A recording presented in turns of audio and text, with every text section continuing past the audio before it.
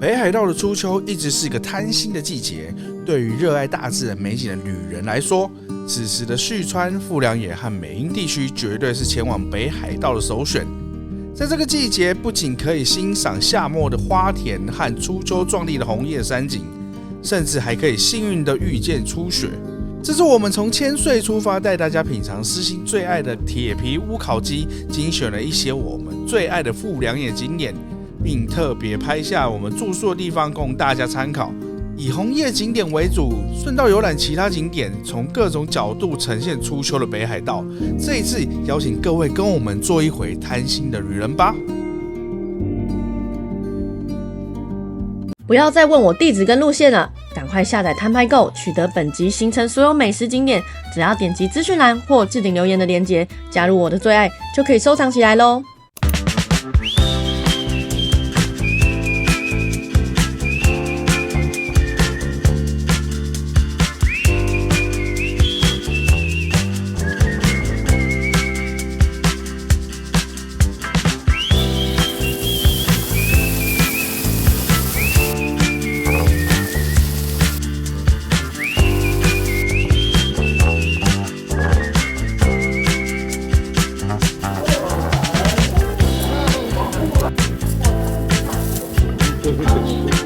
这里是东千岁的铁皮屋烤鸡，然后这边呢，里面全部都是在地人，所以我们会变成目光的焦点，大家都在看我们。那这个东西真的非常的好吃，怎么说呢？它就是非常简单，可是你就是忘不了它的那个滋味，超级神奇的。我们吃过一次，整个就是哇，超喜欢，还介绍朋友去吃。然后朋友被我们推坑到说，他本来整个人都不舒服，吃到这个就整个人都好起来了。这边的品项呢，就是烤鸡，然后还有炒野菜跟白饭，那还有一些就是饮料，比如说酒类之类的。然后再来呢，它那个烤鸡呢，就是伙伴，然后有点像是大鸡腿，然后连着翅膀这样子。对，然后调味很简单，就是胡椒粉跟盐巴，就这样子，超好吃的。我跟你讲，我刚刚想说，因为我们不是点4份嘛，怎么会有8个啊？不对，它是2个，一个就是一只鸡像2个大鸡腿。对，就是半边半边等于1份，那这样1份现在是1200日币。炒野菜的话呢，就是高丽菜加豆芽菜，然后用奶油下去调味，一样也是很简单，却超好吃。我跟你讲，它里面还是用鸡油跟奶油混在一起。你看后面是2条大长桌，那它是用路端把它叠成的，中间呢放炭火，这样吃起来超有感觉。只是说整间店都被熏成这样子焦黑的，特别有感觉。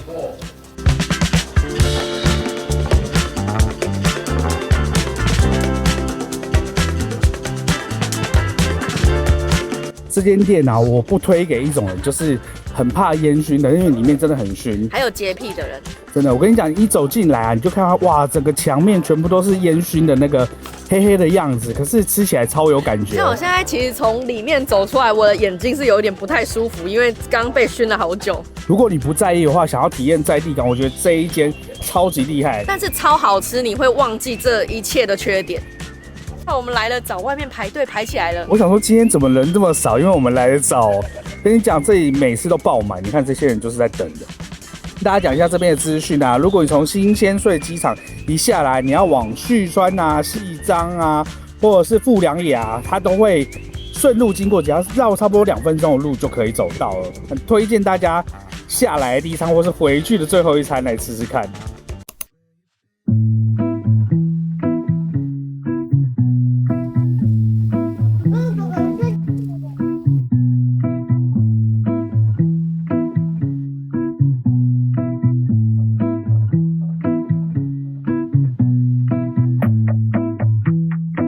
这里是富田农场，10月呢是一个贪心旅人的季节，因为呢它是花季的尾巴，然后你可能呢可以看到漂亮的枫叶，那运气好一点或者是再不好一点呢，你还可以看到下雪。重点是啊，我们现在看得到花，对不对？然后花，我们现在进来富田农场不用钱，可是8、9月、7月都要钱。我们来到这边，今天是10月8号。那走进来呢，因为我事先看过报道了，所以我第一个反应是这个白白的应该是雪虫吧，所以我并不会觉得很浪漫。所以大家来这边的时候啊，看到这个雪虫也要稍微知道一下说啊，可能快要下雪了。这不知道拍不拍得到，其实现在身边都飞着这个雪虫，很像蚊子，然后屁股长了棉花。其实现场看还蛮唯美的，可是因为我们心里早就已经知道它是虫了。没想到都已经要10月中了，还可以看到这么漂亮的薰衣草。因为薰衣草呢，它大概就在暑假的那一段时间是它的就应该算它的旺季。然后，但是暑假那段时间呢，北海道机票是非常贵的，门票也贵。我越走就越觉得我们台湾的大溪花海或者是薰衣草农场，其实有一点点像这里的感觉。不过呢，我们台湾的花就没有办法长得这么茂密，然后再来是这边视野非常开阔，就是这个自然景观啊，真的是没有办法比的。怎么样？没有香味，又想乱买了吗？不是，我是觉得你妈看到应该会蛮喜欢的这一条。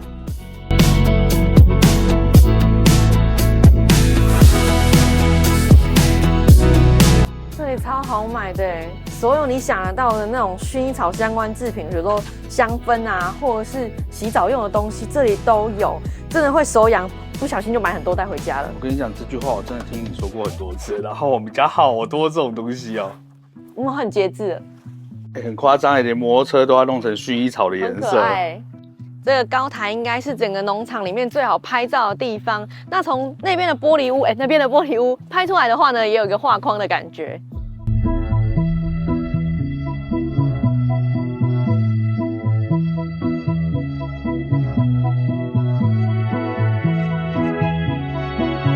这个农场的腹地不大不小，走起来非常轻松。那随着你个人的喜好，就是这里非常好拍照，所以停留的时间啊也是可长可短。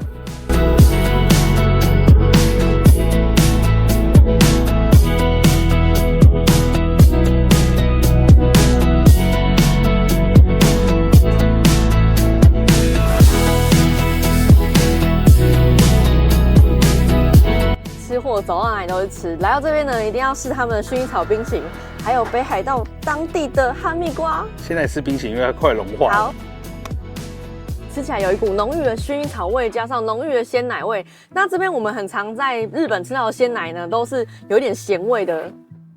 这个薰衣草味绝对不是假的那一种，可是非常的浓，因为通常浓，有时候人家都会联想到，可能是假的，但是不会。可是我必须要说，这些香草制品啊，不管是真的假的，有些人就是没有办法接受它的味道。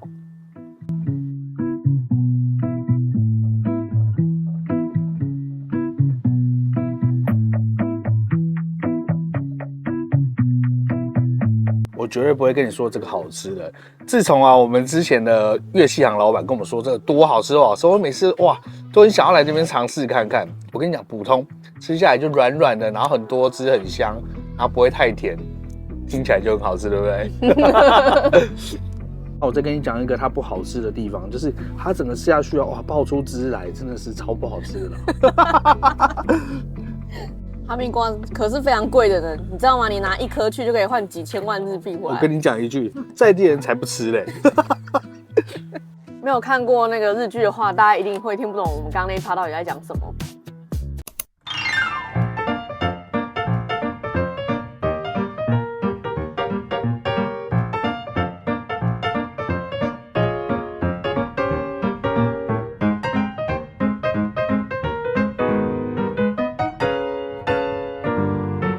这是我们第一天晚上的住宿，它就在富田农场附近，大概10分钟的车程而已。那这个资讯呢，我们会放在我们行程的 App 上面，大家可以去看一下。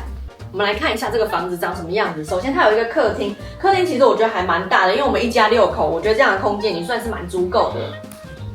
然后吃东西的话，有个餐桌也很方便。这是我们跟小孩的房间，有2张双人床，都是150的。这边有开放式的衣柜，它收纳行李还蛮方便的，不会说，你走过去脚就会踢到。看一下阿公阿嬷的房间，这个房间呢，它是2张单人床，然后因为现在蛮多的就是长辈他们都不太习惯，就是夫妻一起睡，因为会互相干扰睡眠。后面一样是开放式的衣柜，这房间里面插座都还算足够，还不错。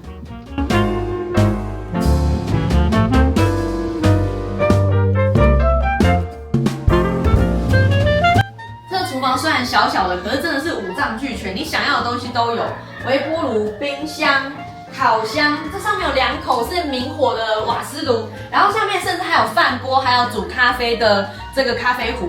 然后这边就是垃圾桶，你记得要分类哦，这个是非常重要的事情。现在小朋友正在很吵闹的洗澡，那我们等一下给大家看一些浴室的画面就好。这浴室是干湿分离的，有独立的更衣的空间，然后有一台洗衣机，然后独立的盥洗台。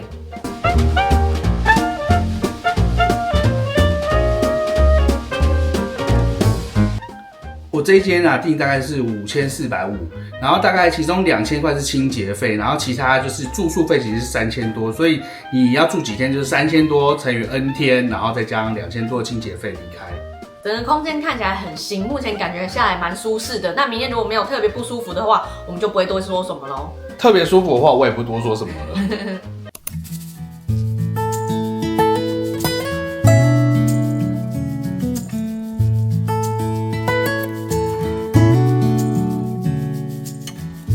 这里是日之出公园，它是上富良野的8景之一，那也是北海道呢第一个拥有广大薰衣草田的公园。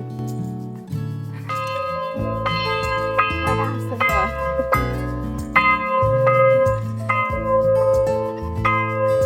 早上整个都是雾气，所以我们有去了前面几个景点呢，就完全都是雾，看不到。那还好呢，现在太阳出来，雾气渐渐消散。不过我们也可以看到这边呢，就是有点朦胧感的日之出公园，蛮漂亮的。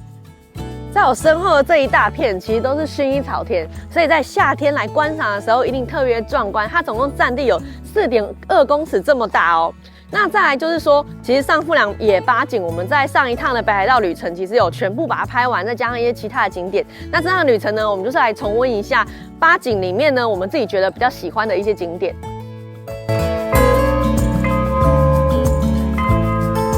到另外一面来，可以看到广阔的草原。那主要这一面呢是要看后面的十胜岳连峰。那这边呢看起来就很像那种 window 的桌布一样。其实北海道啊有非常多的这种景观，有时候你路上开车过去都会很像这样子。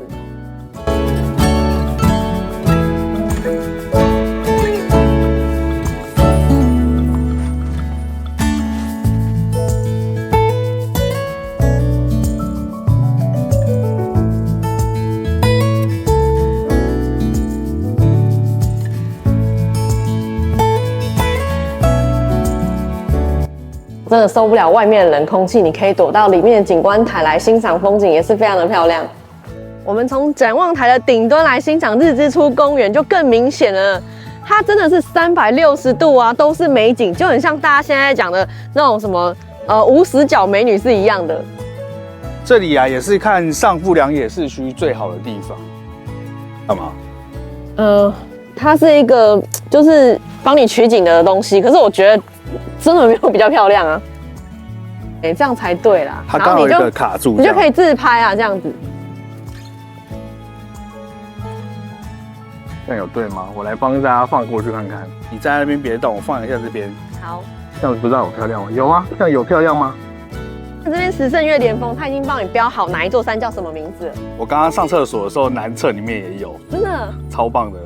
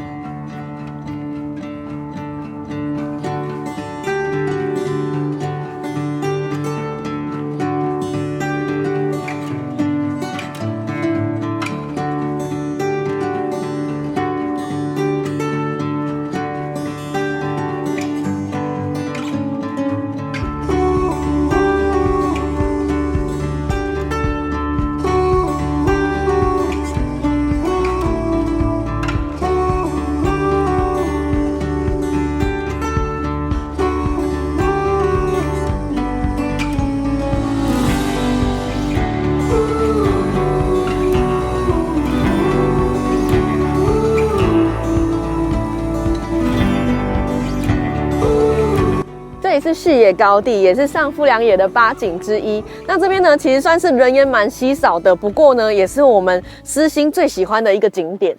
你知道这个上富良野8景是怎么选出来的吗？是用投票吗？是他们在地人，然后自己投票，私心自己秘密景点。其他的我不知道啦，不过这种景点啊，因为这么隐秘，一定要在地人才会知道是没错。这个是在地中在地，我觉得。喜欢这边的原因呢，是因为周边的草地非常漂亮。其实这边应该都是人家私人的农田，然后再来是这个路啊，非常的笔直。后面的十胜岳啊，如果它有雪景的时候呢，就是又更梦幻了。我跟你讲，它现在有一点点雾啊，然后如果没有很雾的话，现在是可以看到红叶的。跑干嘛？我跟你讲，我有年纪了，没有暖身，脚真的是差点拐到，你知道吗？这个路好直哦，真的很想在那边奔跑你自己跑啊！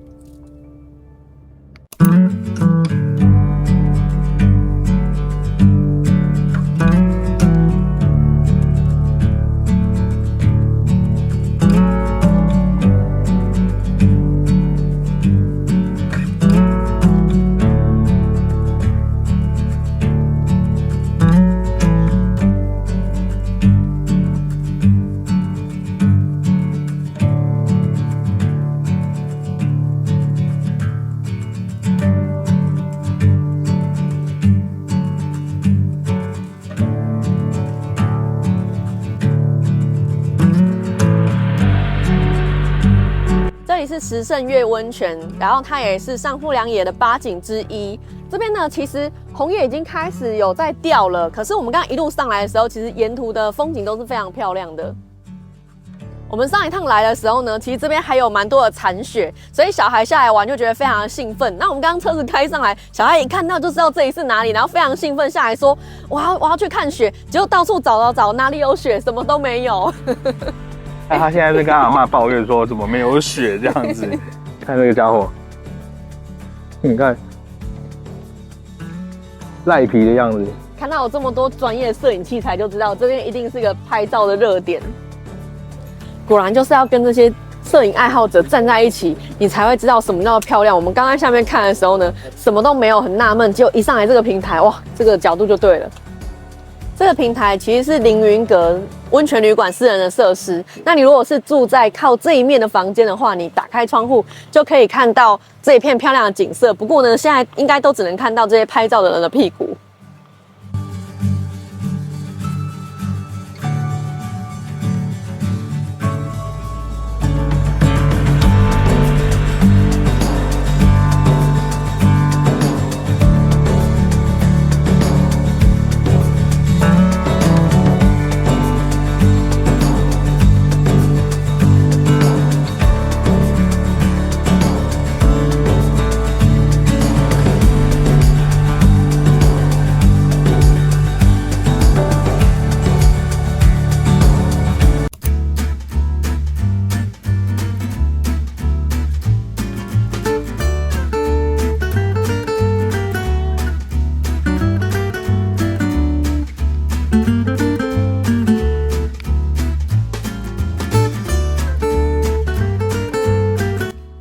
现在来到这边是吹上温泉，它是一个男女混浴的，所以有些对于抱着这个幻想啊，可以过来走走。但是我看照片啊，里面大家很多外国人进来都是穿泳衣进去，所以我觉得还是不要抱太大的幻想。我看到了，神神秘秘的这样子，我也要看，我也要看。可是相机不方便拍给大家看，因为人家隐私，但是也没有那么夸张啊，就是有遮一块布这样子。哦。都是男生，我自己去好了。就是其实没有真的大家都有着泳衣，然后所以我就好像不太方便下去。哦，来帮大家试一下。哦，这边是我个人，那边有阿贝，我就不要拍到他们就好。哇，哦，这边上面的水好烫，然下面那一池比较大。天哪，好烫哦！这个应该有50-60度吧？呜。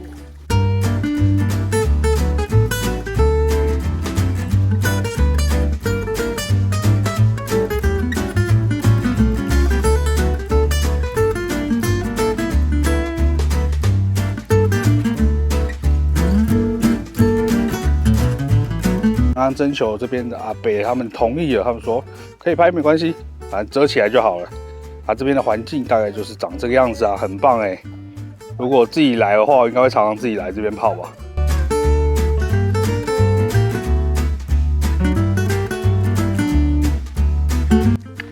刚刚我问那个阿北说可不可以拍，他们就很乐意啊。他问我说：“你从哪边来的？”我说：“台湾啊。”他说：“哇，他们很感谢台湾。”他说：“台日友好。”听得懂。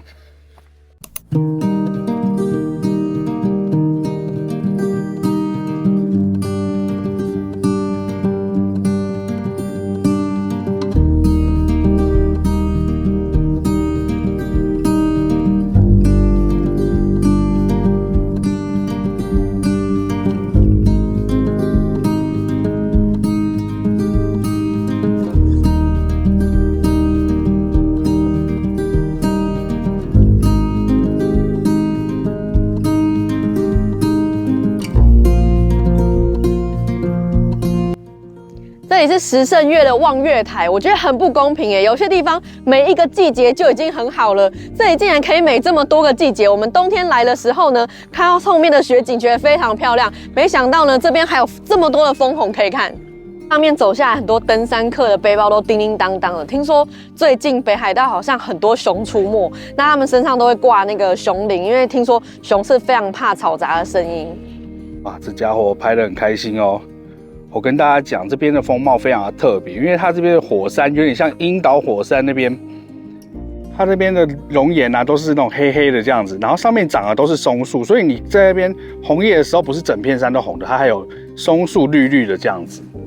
第二个特别的点就是它有那种日本东北啊，或是长野县那些的红叶风貌也在这里面，所以它混杂了蛮多种类在里面的。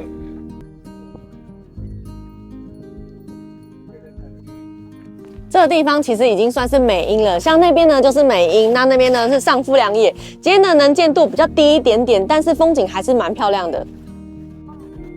哇，远处其实很漂亮啊。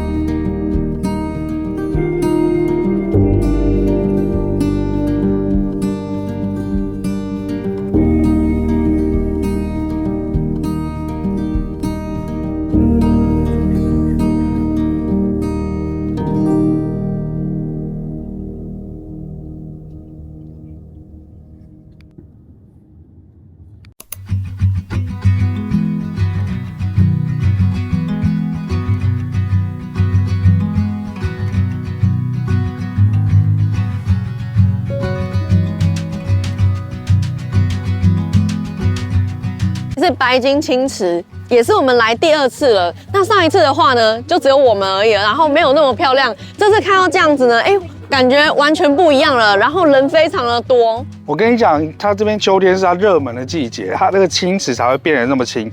我们上次来没那么清，就是因为季节不对。而且上次来的时候，其实青池里面是有点脏，有点浮油雾的感觉。我跟你讲，它最早的时候这边都是烂泥路，现在哇弄得还蛮观光的，越来越就是规划的好，就是观光，不要再解释了，这是观光客的动作。我就是观光客啊，我也是。你看，这才是观光区啊，人很多吧？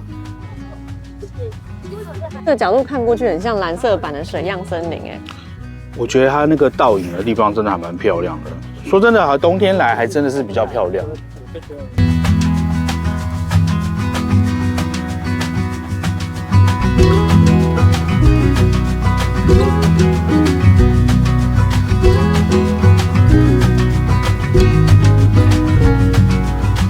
说的话，就是一个有名的景点，它一定有它的道理，只是你有没有来对季节而已。说真的，我们今天本来也没想要来，可是看到就觉得不来。不是上次的经验，就是觉得说这个地方真的是很鸟，我不会想要再来第二次。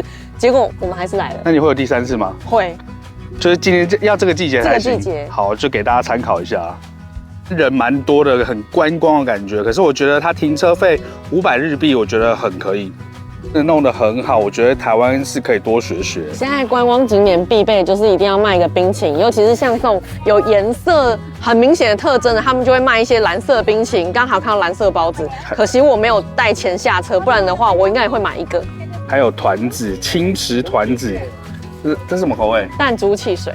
哦，有够开心。不是因为成功买到，因为我本来想说上一次的经验就是 Apple Pay 在哪里都很难用，没想到我竟然逼成功了。他们可能有看到你上次的影片吧，赶快来吃一下。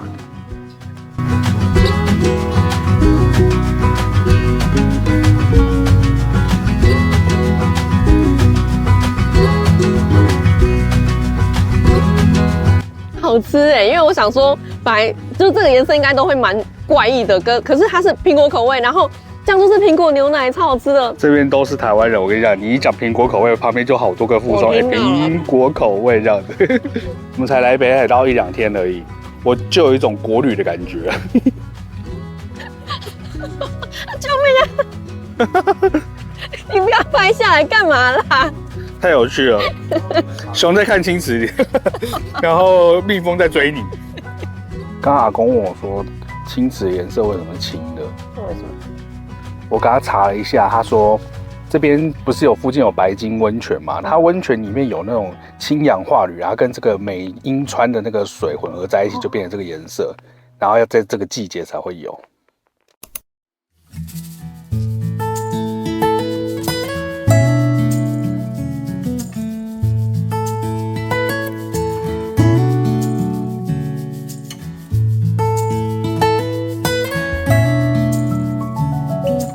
这里是四季彩之丘，它本来是一个很热门的赏花景点。那他们本来呢，就是在夏季的时候呢，门票可是很贵，一个人要1000日币。不过我们现在10月来的话呢，从10月1号开始到隔年的5月这段期间呢，它都是免费的。重点是我跟你讲，花还在，这是什么？我们昨天讲的贪心女人占便宜系列。这边有游园车，一个人的话呢是大人500日币，小孩300日币，然后有3种不同的形式，价位表在这边。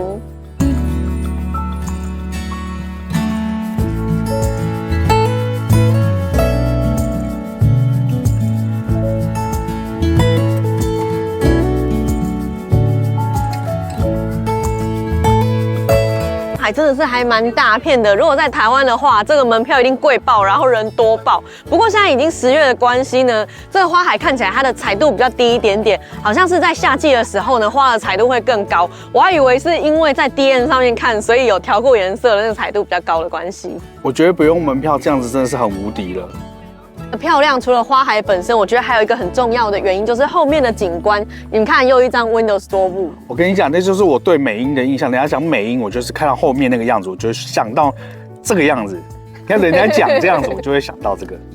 里面还有羊驼牧场，不过是要另外收费的，所以我们就给大家带这个资讯。那大人的话是500块日币，小孩的话是300块日币。日本的纪念品有时候真的很奇怪，像这是羊驼的毛，洗过的跟没洗过，你看哦，大包跟小包价差这么多。然后我想说，这拿回去应该是可以做一些羊毛衫吧。那我们还有在其他的地方看过他们卖鹿骨之类的。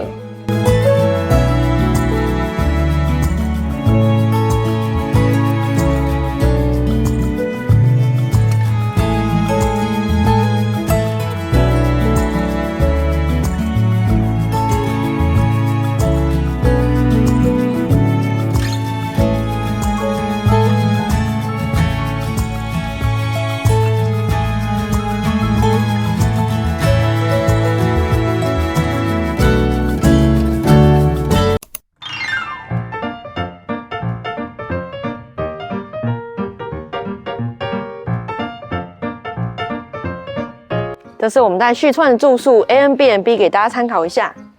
进来玄关拖鞋空间还蛮大的，而且旁边它这个安全措施都做得很好。进来左手边呢有一间房间，这间通铺很大，可以睡很多人，而且如果没有睡到那么多人的话，其实这里还可以当一个小客厅。如果睡满的话，我觉得睡个5、6、7个人应该是没有什么问题。然后这个暖气呢，我觉得很棒，因为它会自动调节温度，如果太暖了，它就会自动停止。来看进门的右手边是厕所，那厕所一样是免治马桶的配置。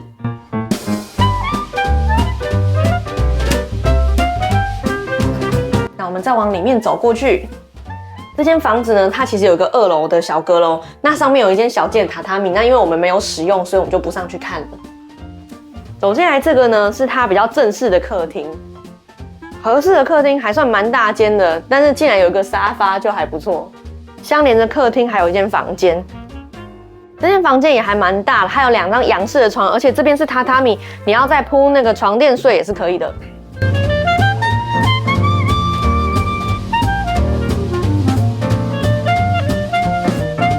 那这边有一个开放式衣柜，有一个穿衣镜，还不错。这边床尾竟然有一台小电视，弄得有点像饭店的感觉。那房间里面一样有配置暖气，因为这个空间比较大，它怕暖气不够力，所以又配了一台小台的暖气在这里。旁边是厨房，厨房的话呢，基本上什么都有了。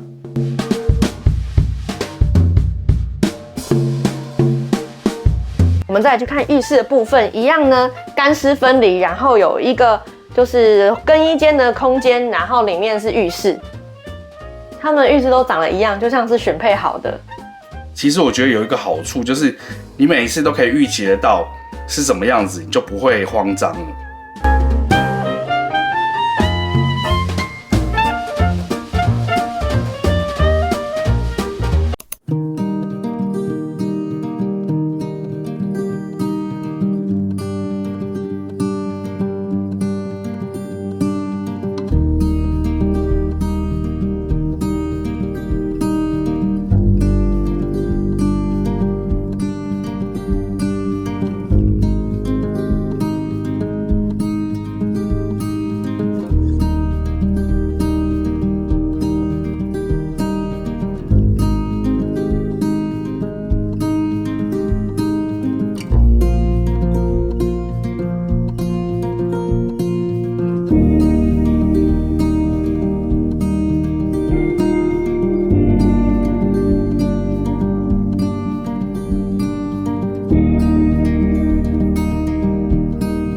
这里是神居古潭，它是旭川8景之一。那我们在北海道看到的很多景点呢，它其实都跟爱奴族的语言有关系。像这里的话，它在爱奴族的源头呢是神的居住地的意思。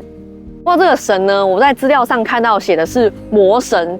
那我们从桥上看下去呢，这条河川是非常的宽阔，而且旁边有很多岩石，水流湍急，可能有很多暗流，很危险。所以古时候呢，他们就是只有船的这种交通方式可以从这边过，所以他们在乘船过这条河的时候呢，就会一直向上天祈求说：“拜托啊，让我顺利通过这个地方吧。”然后有一种向魔神祈求的意味。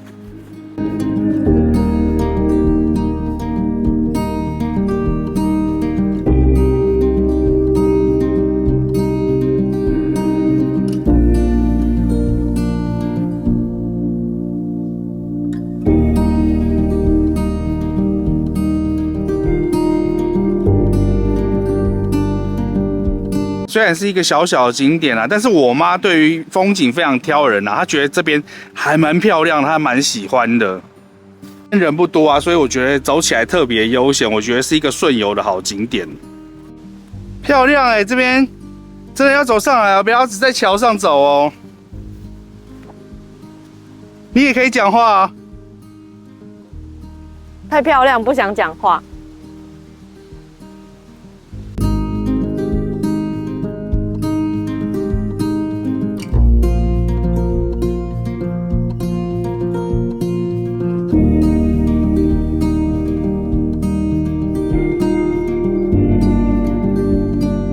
我们再往里面走一点呢，可以看到这边有一个旧车站，那它现在正在整修中，所以没有办法进去参观。不过呢，户外有一个蒸汽火车，大家可以来这边跟它拍拍照。如果整修好的话，大家还蛮推荐进去看一看，很漂亮的车站。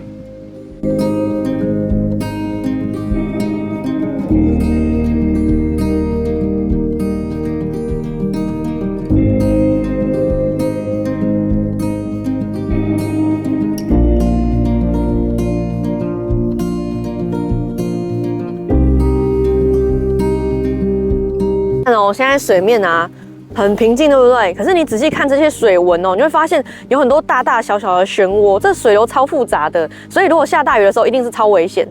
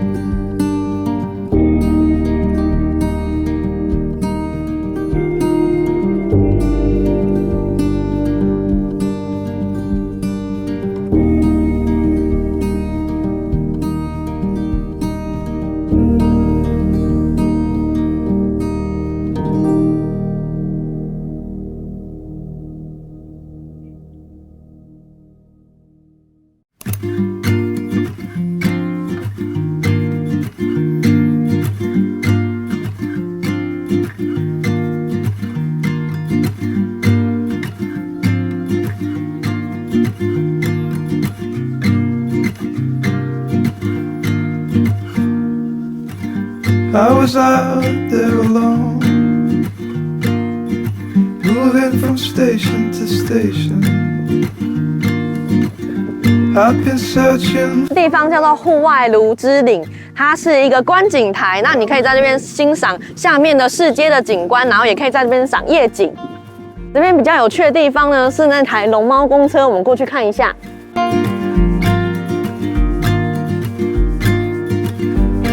My perfect love, you were out there going solo. 这台废弃公车放在这里呢，它原本是当做在附近耕作的人一个休息的场所，后来它被涂装成龙猫公车的样子。那我跟你讲一个有趣的事情，就是你知道户外芦的日文发音是什么吗？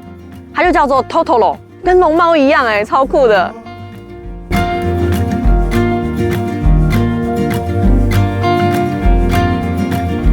Something more, something more.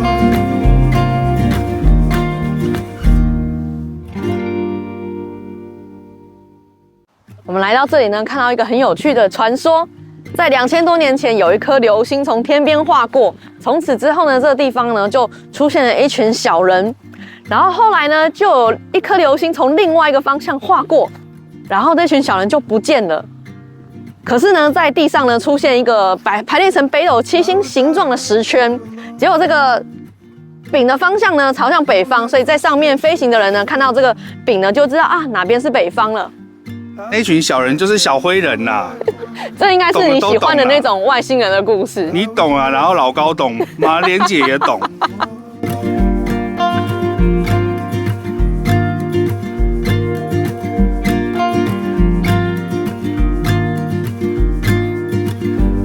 My perfect love, you were out there going solo. You've been running with the wild ones.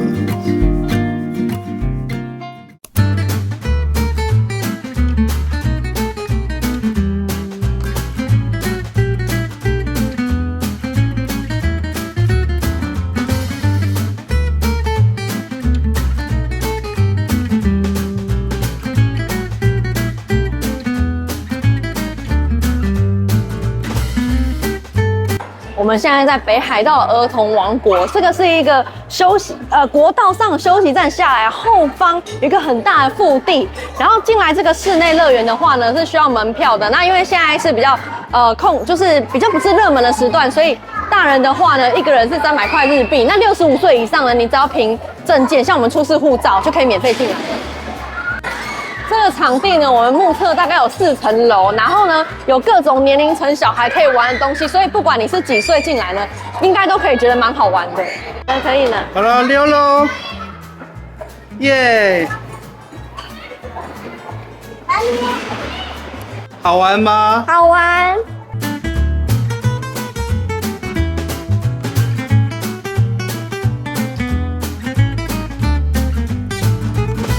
之外，还有游具超酷的是万里长城，然后做一个很像人力的缆车过去。我们等一下去做做看。哦，你一个人就可以拉我们这么多人，4个人，太厉害了吧！拉我的人竟然没在拉，拿相机在拍他们。好了，后面都我拉。哎，好玩哎！要啦，我是把它好，还是芭比拉的比较快。哦，这跟拔河一样哎。对，没错。这个地方腹地广阔，风景优美，沿途设有适合各个年龄层的儿童攀爬游具，大人也不会感到无聊。不仅可以陪伴孩子游玩，还能欣赏背后的满山满谷红叶美景。这里也有这种云朵弹跳床，在这里真的是标配，超好玩的样子。然后除此之外呢，附近还有一些气垫的游具。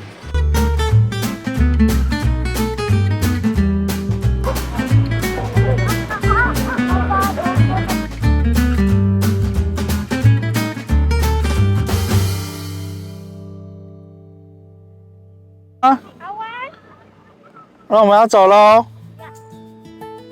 不然我们要走喽。如果你以为这是一个对大人来说很废的景点，那你就错了。这里有个超大的购物中心，应该是说是欧米亚给的购物中心，像这种北果楼啊、六花亭、柳月、Royce、白色恋人这里都找得到。然后那边还有农渔产中心。如果你要吃饭的话，这边也是有餐厅。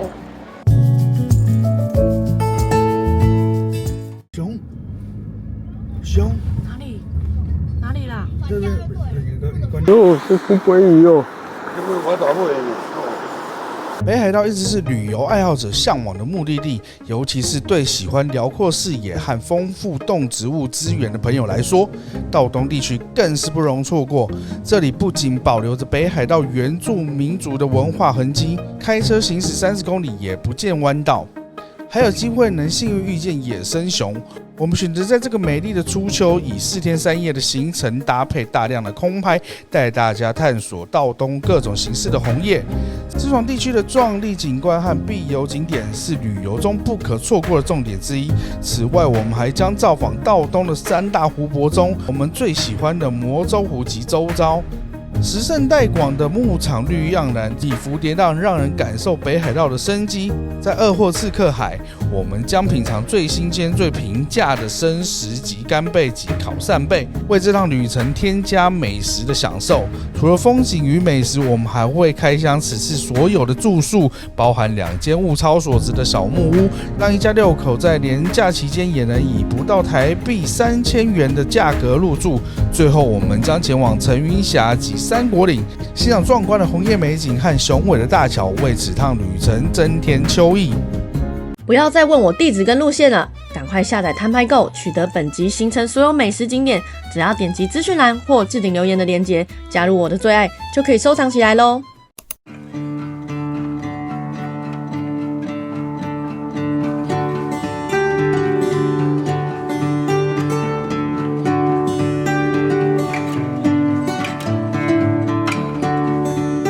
能取湖，我们来看日本第一的珊瑚草群落地。那这边珊瑚草呢，它最红的时候应该是8、9月的时候。那我们今天来呢，已经是10月10号了，所以我们看到这边呢，它其实红都已经褪去，然后又渐渐变回绿色了。刚在这个标志下面拍照的时候，弟弟突然说：“哎，妈妈有隐藏之鸟。”我想说哪里有隐藏之鸟？你是说上面那是老鹰吗？结果不是，竟然有鸟啊！筑巢在这个应该算是木头里面，他们在这里挖了一个洞，然后跑出来了。珊瑚藻在日本的正式名称啊，叫做厚岸草。那大家都知道，厚岸那边最出名的就是牡蛎。那刚开始呢，是因为这种草它是在厚岸那边发现的，所以他们就把它命名为叫做厚岸草。我们可以看到它上面其实还有一些蛮红的地方，可是因为密度就没有那么高了，然后有些已经掉了，所以我觉得还是8、9月来的时候会是最好的。这片沼泽地真的是蛮大的，那如果我在台湾呢，能看到这么大的一片湿地生态，就已经蛮了不起的。那如果在8、9月的时候，它整片是红的，那一定更壮观。我听说这是全日本最大，听说啦。那其实有好几个点都可以欣赏这种珊瑚草聚落，不过这个是最厉害的。一开始也是因为我妈看到电视说，哦，她一定要来看这个啊。不过我跟她说可能会没那么红了，不过来走走，增加人生阅历。我爸跟我妈在那边开始在拍照了。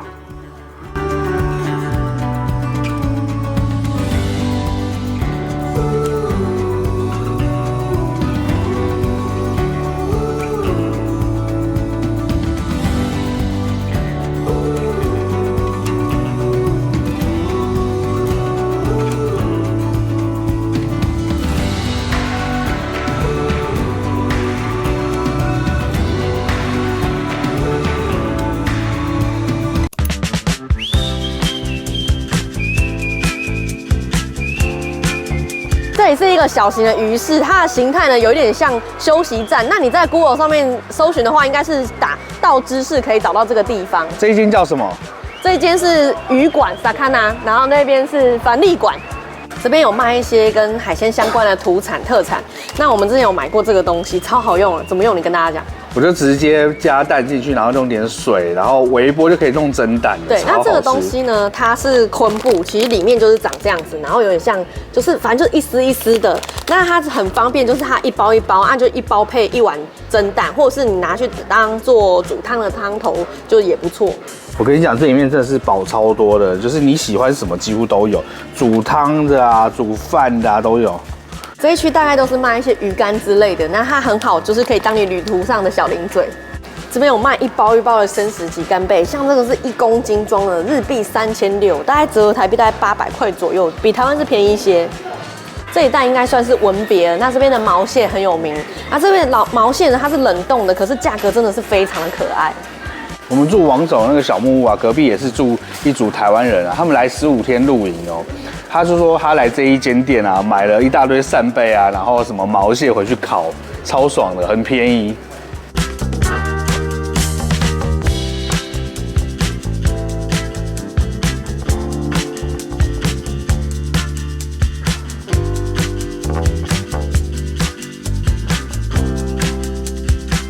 说这是生干贝，你们一定会觉得没什么了不起，但它是没有经过冷冻的，它的口感就是跟我们在台湾买到那种冷冻生食级干贝口感完全不一样，这个超好吃，这吃起来会脆口，而且甜度超高。然后你在咀嚼的时候呢，会觉得它有纤维，可是那种纤维呢不是有阻碍的，然后粗的那一种。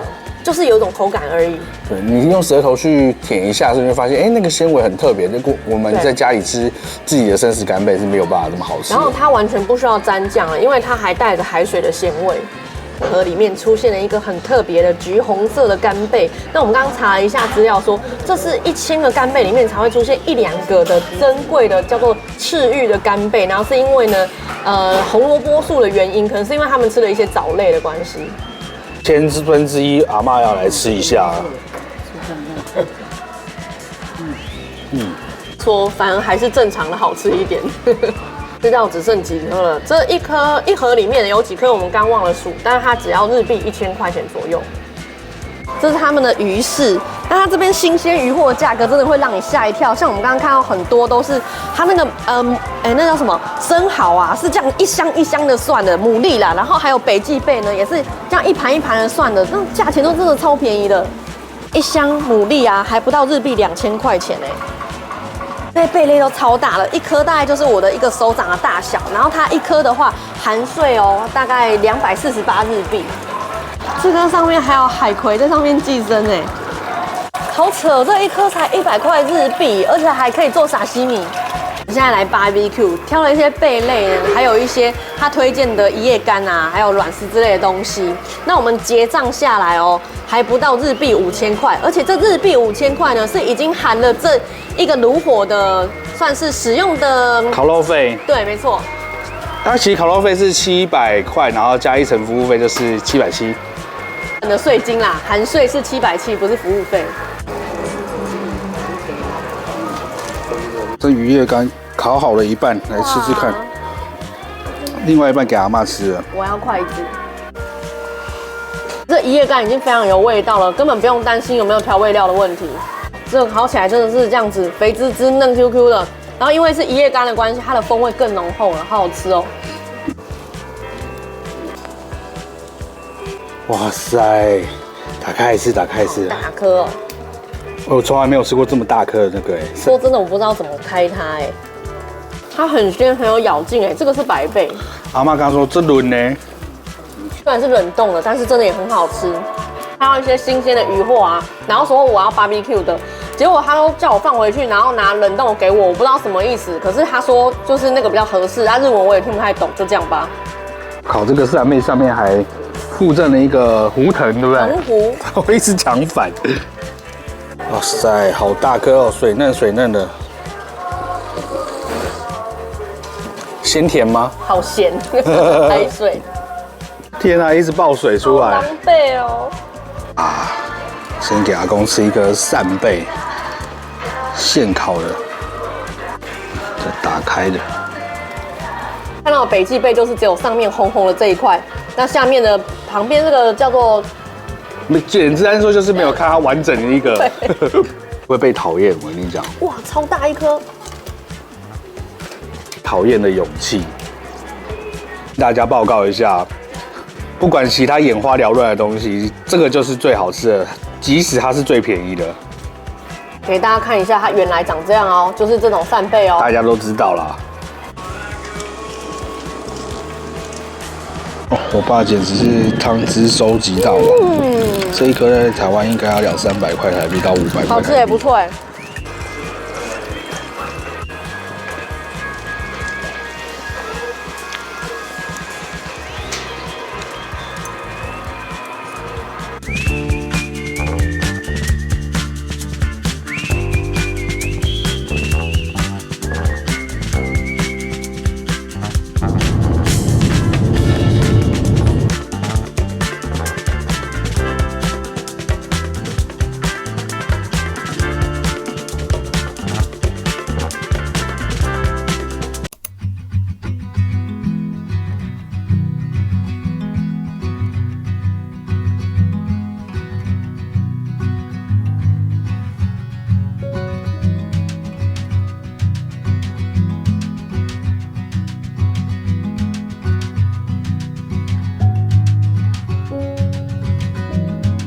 这里是二货刺客公园露营场的小木屋，我们昨天晚上坐在这边，那我们来看一下这个房间长什么样子。玄关的空间还蛮宽敞的，并不会门啊什么的有挡到。那我们进来看一下。我们昨天晚上进来的时候，整个空间还算蛮昏暗的，可是早上的话呢，它的采光就非常的好。那客厅的空间，我觉得我们一家6口来住的话，算是蛮足够的。这是一间有带阁楼的小木屋，那上面的话呢，就都是睡觉的空间。然后这边呢有一个房间，那其实它都是做那一种就是比较日式的铺床的那一种睡觉的方式。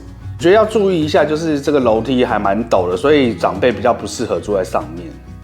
因为这边比较冷，所以穿袜子的话呢，要爬楼梯就要非常的小心，也是会有点滑。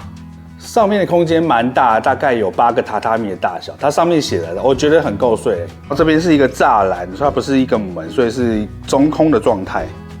这里面其实打扫得很干净，可是因为是在户外的关系，比较靠近大自然，难免会有一些虫子。像我们昨天就大概抓了3-4只的那种金龟子或瓢虫之类的东西。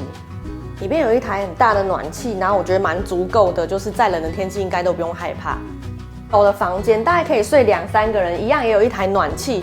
然后这边呢有一个壁橱的空间，它可以吊挂衣服，但我觉得楼上就是没有这个空间，所以住楼上的话，你要就是处理你的衣服就会比较麻烦一点。这里有一个简易的厨房，那它其实微波炉啊、饭锅啊，然后里面有一些锅子什么都有，但是就是没有你要用的碗盘跟筷子、汤匙这些都没有。明火瓦斯炉2口，然后下面是烤箱。再来是卫浴，卫浴的话我们觉得蛮不错的，就是干湿分离，然后中间有一个盥洗啊，对，更衣的空间，然后这个是厕所。但我觉得比较诟病的就是说，它连浴巾都没有，所以你出国旅行连浴巾都没有的时候，就真的蛮麻烦的。这一定要注意，所有的小木屋都不会附这些东西，所以我们昨天去买了，对不对？对，就是你浴巾、毛巾、牙刷、牙膏这些都不会有，对自己带。那我觉得去超市买下来大概一家4口2000块应该够了，2000日币就够了。这里岔开话题一下，我们昨天在超市买的毛巾啊，品质还蛮好的，就台币大概100多块钱而已，我觉得很不错。就是如果你行李空间够的话，也可以买一些带回去。跟大家讲一下，我们这一栋总共住下来是12001日币。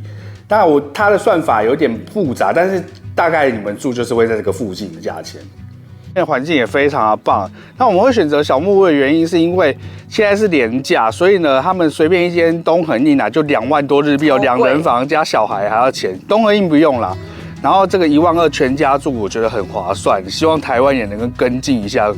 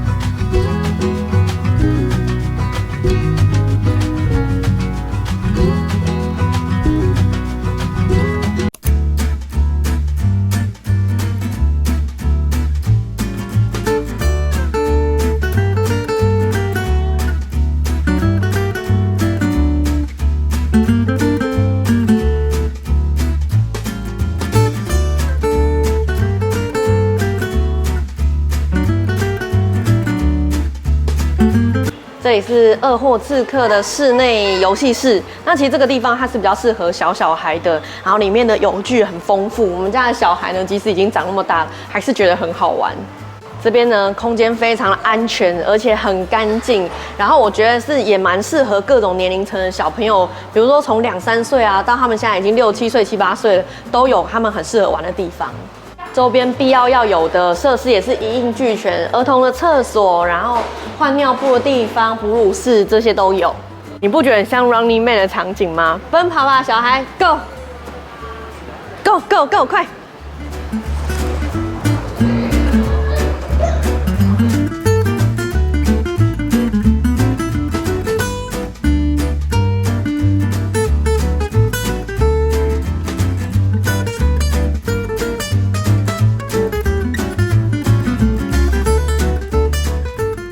这是二货刺客公园的户外游乐场啊，因为二货刺客公园它其实是一个很大，有点像是什么森林公园、国家公园的地方。那这个游乐场我觉得已经是那种游乐园等级的了，非常的大，而且游具啊非常的丰富。那在疫情之前我们来到的时候呢，就觉得哇很惊讶，就是小孩玩的也太开心了吧。可是现在在疫情之后呢，台湾其实也有越来越多的这个公园呢是已经升级了，可是我觉得还是比这个公园还差了一些啦。引进一下这种跳床，因为真的连大人都玩得很开心，而且感觉就很舒服。它很贴心，是它各个年龄层的游具都有，所以你不管是几岁的孩子来到这边，你都很有得玩。那像台湾的公园，就是有时候它可能就是只适合小孩的，或是只适合大小孩的。那别的年龄层的小孩去到那边的时候，就会没得玩。在后面生气。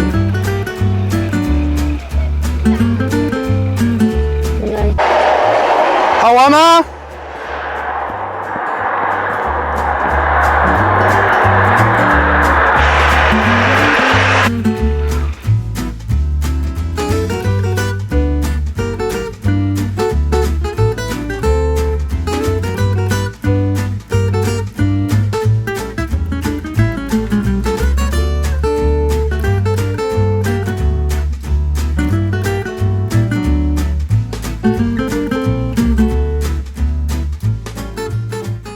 接下来我们前往此行最大的目的地知床五湖，不过路上发生一点小插曲，我们来到了一座小桥，叫做岩尾别桥。这也是一个极为容易在河边看到熊在觅食的地方。只要注意路边有没有停很多车跟人，就会知道有趣的事情正在发生中。熊，哪里啦？熊了，发现熊了，哇，2只哎，一大一小，哇，这是小只的。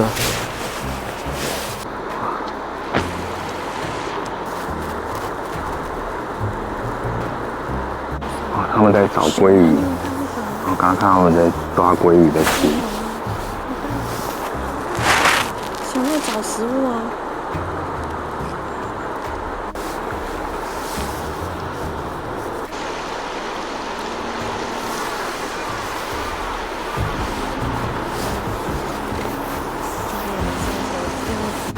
觉得很冷，他好像觉得很爽的感觉。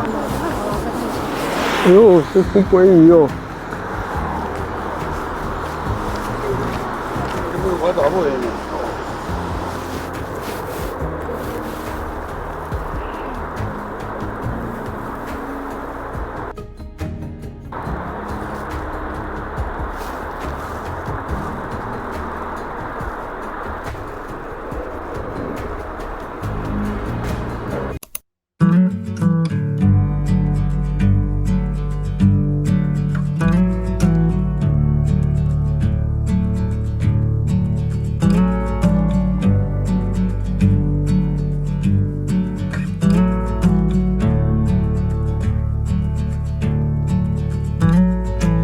我们现在来到知床五湖，那我们现在买票进去呢，是可以看到知床五湖的其中第一个湖。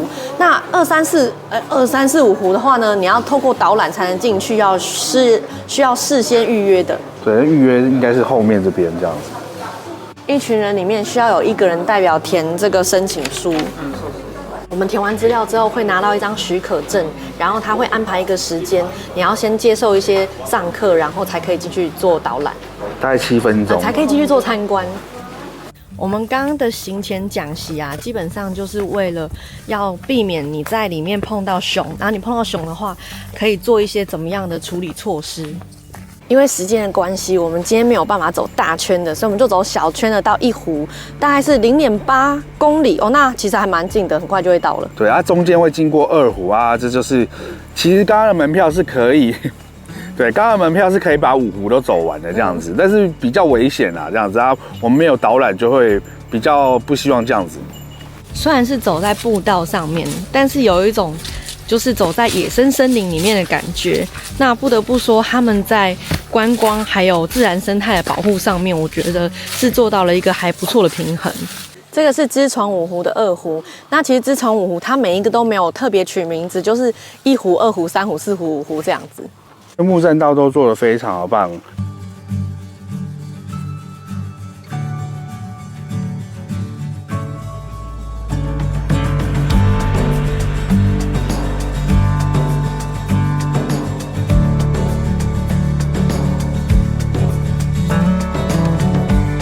知床五湖的2湖，我们现在站在它比较正面的景观去观赏，真的是很漂亮。那我们会进来走这个步道，有一个原因是因为这里面呢才可以看得到枫叶，所以如果就是说你没有要看这个枫红的话呢，你其实在外面有一个免费的观景台就可以看到1湖了。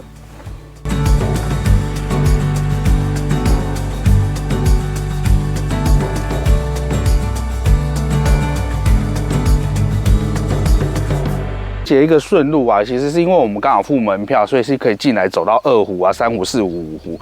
那从外面免费的步道游进来的时候，走过这边过来的时候，就是不可以再进来了。那我们是可以继续走出去的。这里的空气好舒服哦，进来会有一种吸纯氧的那种就是兴奋感。终于走到1湖来啦，知床五湖的1湖了。现在水面上呢，全部都是荷叶。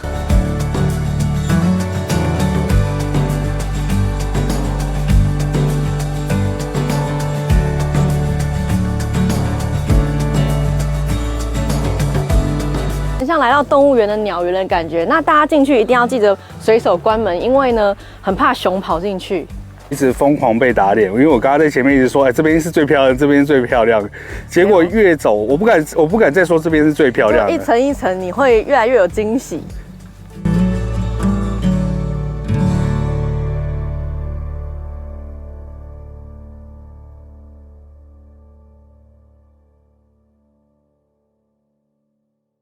1湖的观景平台上面呢，另外一面可以看到2霍次克海。那2霍次克海呢，就是它其实是可以观赏到流冰的。那流冰的形成呢，是因为某一些海域它的盐度比较低，所以它才会结冰。导览呢有告诉你一些关于流冰的小知识，就流冰里面呢其实会夹带一些浮游生物，然后它慢慢的一层一层被更高等级的生物吃掉，就形成一个食物链。很多值得观赏的东西，那其中一个呢，也包含从北极下来的流冰。我原本想说这边没有这么的漂亮，然后等到你来到这边，你就会亲身体会到，因为我这镜头不够广，我们人眼比较能够看出这种漂亮。哇，真的超级漂亮的！哇，你不要看在电视上，电视上也是很漂亮，可是当场看的话，哇，真的是漂亮到不行哎！我觉得有一种步道版的万里长城的感觉，真的很广阔。我跟你讲，你们现在感受不到，来你就会知道说，哇，怎么四周都是完全没有看到任何建筑物啊，很漂亮。而且这边好像不能空拍，所以也没办法拍给大家看，不然空拍应该是更能够知道这边有多漂亮。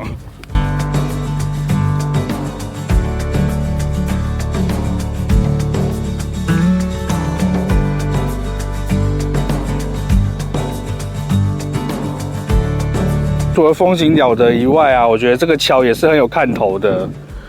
市场的旁边就有展望台这个高架木道的入口，那这一段呢，就是我们刚在影片里面说不用钱的那一段，可以看到第1湖的。那以我妈妈一个不喜欢走步道的人来说，她觉得这一段才是最珍贵的，她只会走这一段的，就是又轻松，然后风景又漂亮。对，好水耶！哦，这个实在太漂亮了，这个。哦。那我们付费啊，走这样小圈一圈出来，大概连同拍照的时间，我们大概待了1个小时左右。那我觉得是蛮轻松，而且完全不无聊，是很值得就是来的一条路线。其实步道内我觉得蛮推荐的，因为可以更贴近真正的支床这样子。你也觉得好玩吗？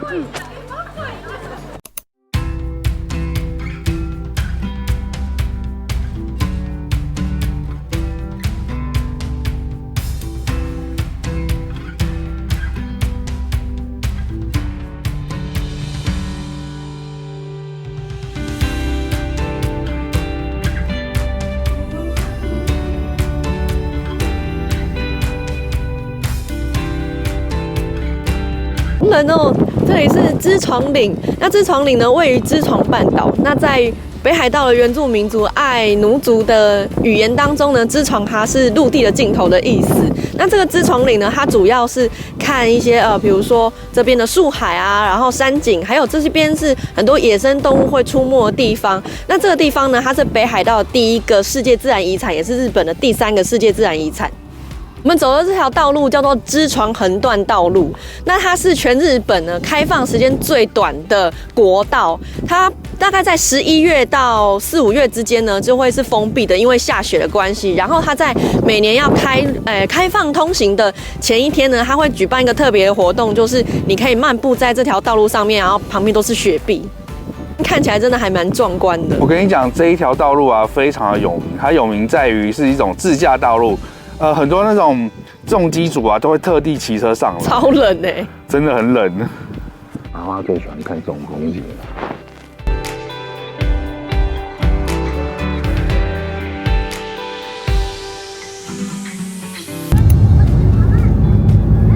我看下这人爱来边。此段道路，秋阿嬷惊叹不断。这里提醒了我们，该好好享受这段全日本开放时间最短的公路。我也有亲身走过一遭，才知道这里为什么这么受重机及自驾爱好者的喜爱。当然，这其中也包含了北海道的熊根路。接下来，让我们用空拍的方式带大家看看这只剩几天就要关闭的道路吧。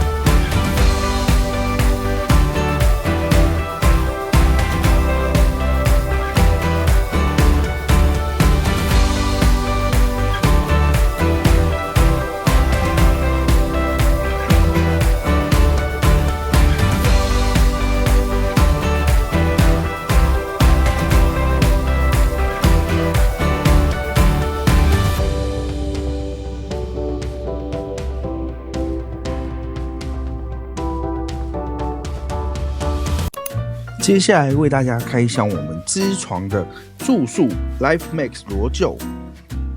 因为这天到饭店已经蛮晚的，所以我们就直接开箱房间给大家看吧。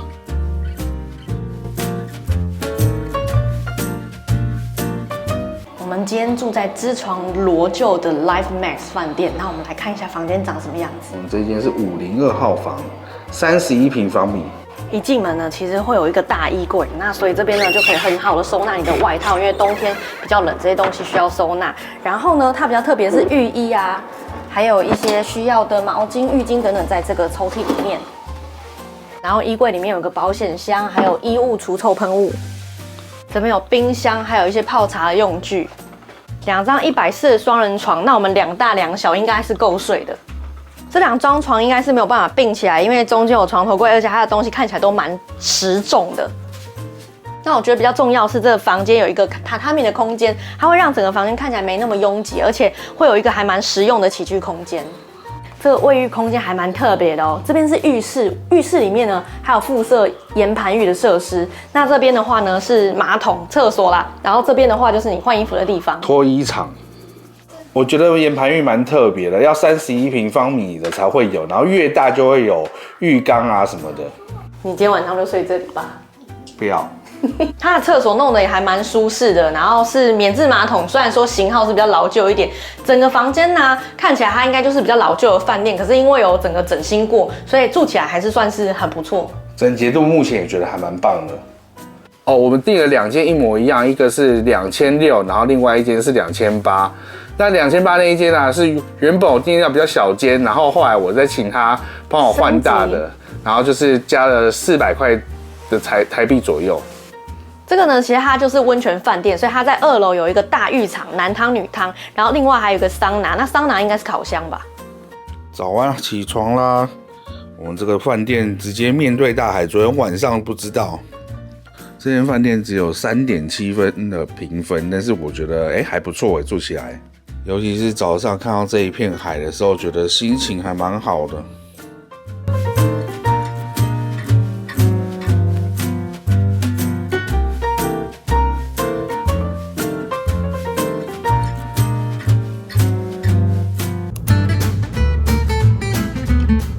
知床有名的除了五湖以外，还有八景。我们在前往下一个地点中安插了一个可以上厕所又可以看瀑布的八景之一。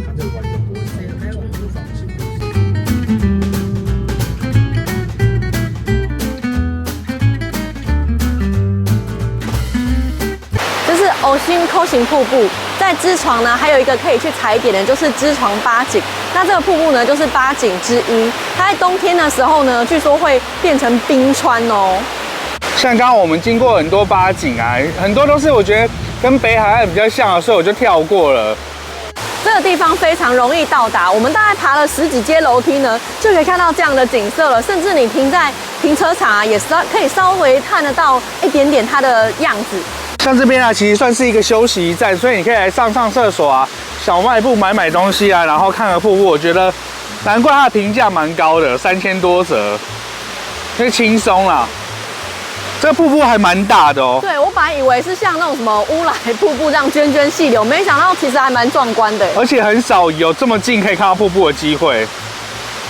哇，给大家看一下，很近然后那个瀑布的水雾啊，还会喷到脸上。哇！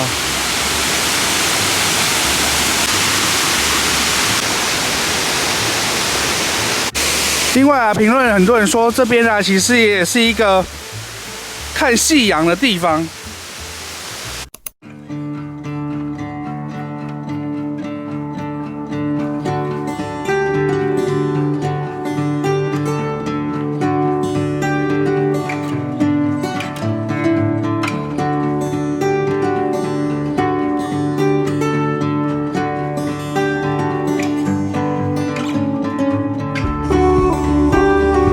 这是通往天堂的道路，它是从北海道的斜里町往宇登吕方向延伸的一条道路，它总共有28公里那么长哦，真的好长哦，哇，很漂亮很神奇的路直直的。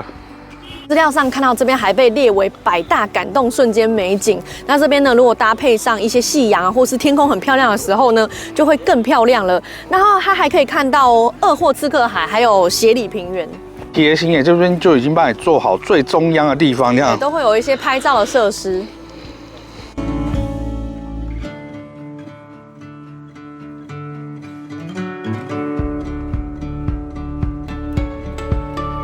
哇，带大家走一下这一条通往天堂的道路，好直哦，也是一种云霄飞车之路。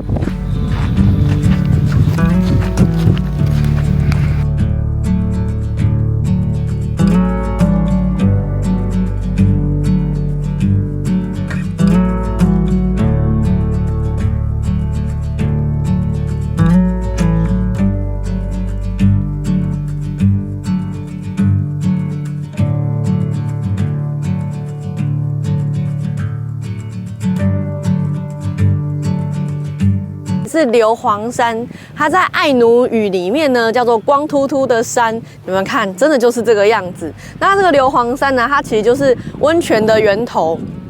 那这个温泉的源叫做川汤。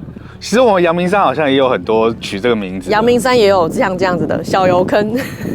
跟大家说明一下，这个景点呢，它是要付停车费的。每一台小客车的话呢是500块日币，那它跟魔州湖的话是使用同一张票券，所以你如果在这个地方停车了，那魔州湖那边你就不用再另外付一次钱啊，反过来也是一样的。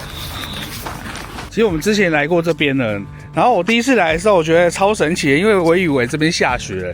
你看白茫茫一片这样子，其实超漂亮，我自己很喜欢这个点，而且很广大。其实在这边眼睛真的非常不舒服，因为阳光很大，然后整个地面又是偏白色的，反光有点严重。那我来讲一下刚刚在资料上面看到的东西，就是好像日本在很久之前呢就已经有采硫磺的历史了，然后当时这个地方它也是一个很重要的采集点，然后甚至呢把这些硫磺呢就是有出口到欧美那边去，或者是出国到清朝，那他们资料上是这样写的。这阳明山的味道有没有？好熟悉哦，小油坑那种，有点像那种茶叶蛋啊、婴儿头臭臭的味道。臭臭的。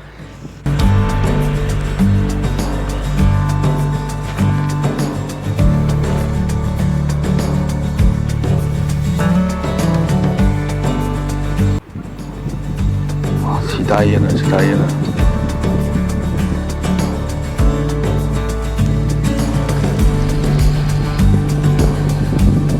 烟了，冒烟了！很不公平嘛？为什么他们连这种自然的颜色都看起来比我们的漂亮？因为外国月亮比较圆。到这里不要只顾着看这一面，我觉得其实呢，它也是一个360度零死角的美景哎。转过去给大家看，是不是？对，你看是不是？是真的。我上次来，我们好像也是说了一样的话。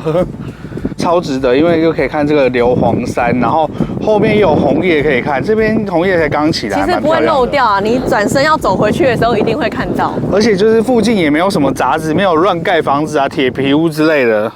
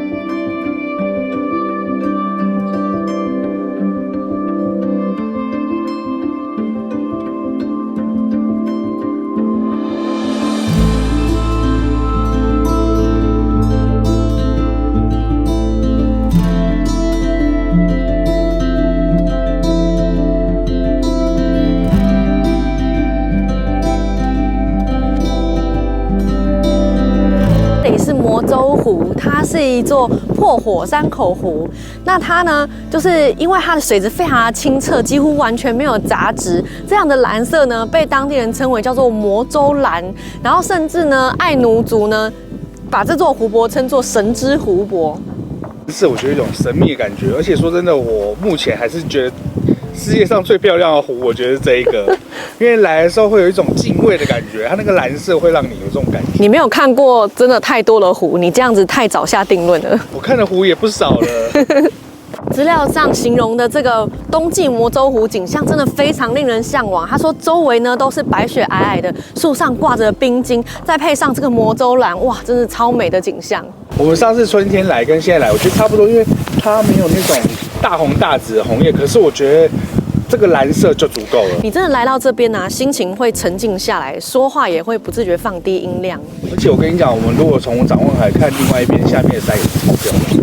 湖中间有一个小小的小岛，我上次来啊，也是觉得它很像一只背对着大家的小刺猬。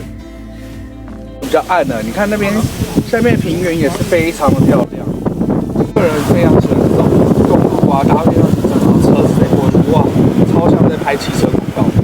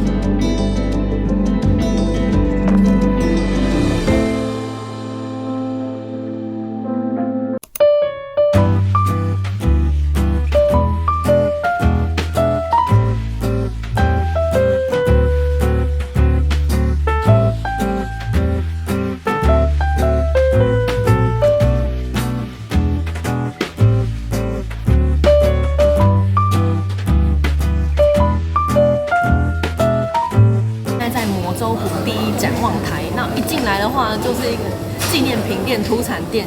然后我就在里面呢，就是大肆买了一番，主要是因为我们待会要开很长的车程，然后想说先买一些做补给。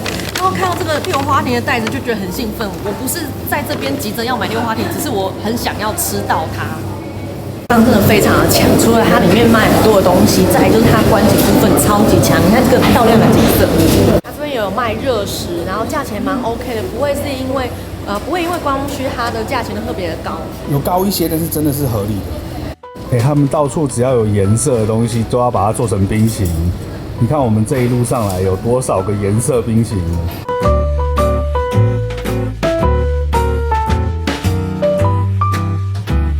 观景台除了漂亮的景色之外，还有另外一个看点，我们带大家看一下。这观景台走一个超豪华露营风，有 Snow Peak 的感觉。真的，这当你家都可以了。超 chill。这个哦，这还是太阳能的灯，还做得那么漂亮。这纪念品店应该要卖这个灯才对。真的，它反而摆在那边，然后用一用就很棒，就买一个。没错，还是推荐大家两个都去，因为各有各的优点。那边可以拍到比较好的风景，然后这边呢有可以买纪念品。对啊，这边人是比较多一点，就是比较难拍到照的。北海道秋天天黑的特别快，我们一路简单的停留一些喜爱景点，前往今晚我们要住宿的时辰，所以也没有多做拍摄啦。迎接我们今晚要住宿的高原小木屋，这里的入住可办理时间特别的早，周遭的餐厅几乎下午5点前就会休息啦，就连超市也是特别早关门。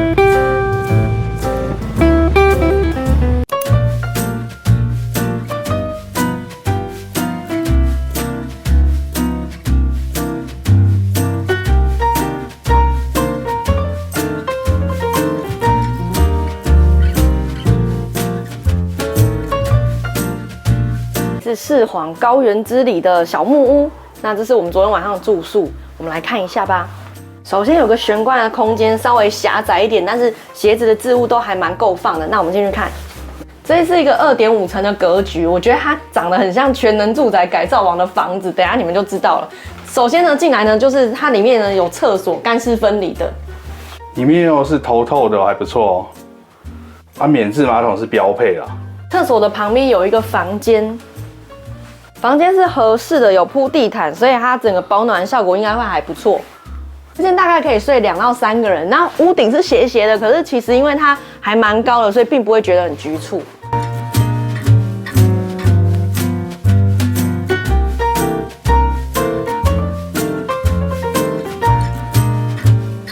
往上走半层的话呢，是起居室、客厅的部分，还有厨房。以我们一家6口而言，它不算宽敞，但是够用。这里早晚都会很冷，所以基本上暖炉也是标配。厨房的话呢，有微波炉，那它不是明火，它是电磁炉。那锅具的话都比较小一点点，但是餐具的话是一应俱全。它有一个电烤盘也可以用，还不错。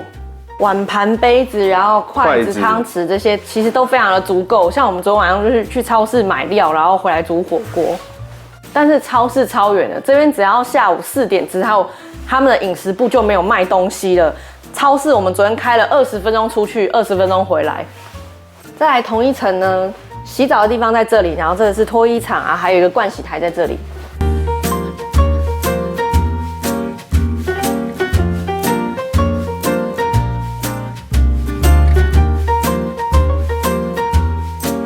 再往上到3楼去，是一个小阁楼。说它是2.5层小阁楼，我是完全感受不到，因为你看它每一层的空间都分配得非常好，我的手完全都可以，就是还离天花板很远呐，所以我觉得这样真的是很棒。如果我没有小坪数的家，我真的也蛮想要那样子弄的。房间都有一大片落地窗，那这样子其实很方便，你看星星，你不用跑到外面去冷得要死。而且啊，像昨天啊，我们看到新闻说，不是极光大爆发嘛，我晚上还偷偷跑起来看一下，到底外面有没有极光，才发现说整个环境有多么的漂亮。这间小木屋的注意事项呢，就是它没有提供毛巾、浴巾，然后还有牙刷、牙膏。那另外呢，就是它不是真正的榻榻米，它是用地毯，所以你的床垫铺上去之后呢，还是会觉得稍微有点硬一点。这间住宿价倒是蛮可爱的，台币3000块左右而已吧，14000日币。其实我们是礼拜5晚上来住，那就算假日了嘛。那这种小木屋呢，它的价格就不太会浮动，都一直在那边。可是附近的住宿都非常贵，来到了台币大概5、6千块左右，所以相对起来就会觉得这里非常的便宜。5、6千块还是那种就是没有厕所的，你要走出去的，然后很小一间的那一种。环境真的是非常的棒，然后门口呢就有小朋友玩的游具，所以他们一大早起来就冲出去玩了。也是一个以观赏星空著名的景点。像我们昨天呢，就是买东西回来之后，我就幻想说，我们是不是应该要买罐啤酒，然后晚上坐在这边看星空？结果我从车子一走出来，满天星空。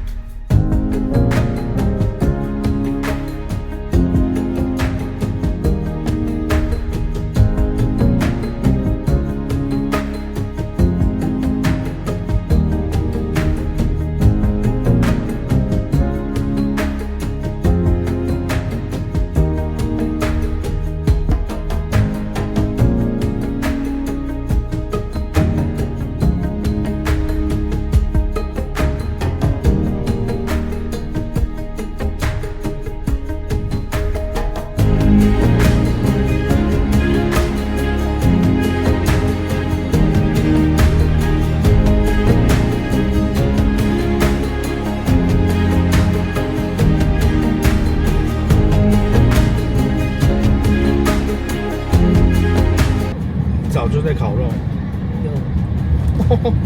好 chill 的早餐哦。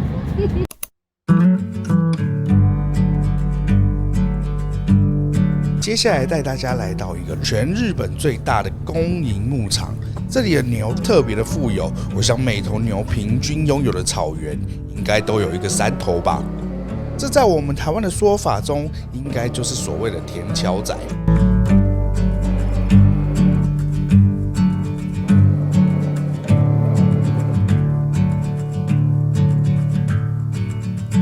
就是这样子，好多的牛啊！这里是10胜更多。整个北海道都是牧场。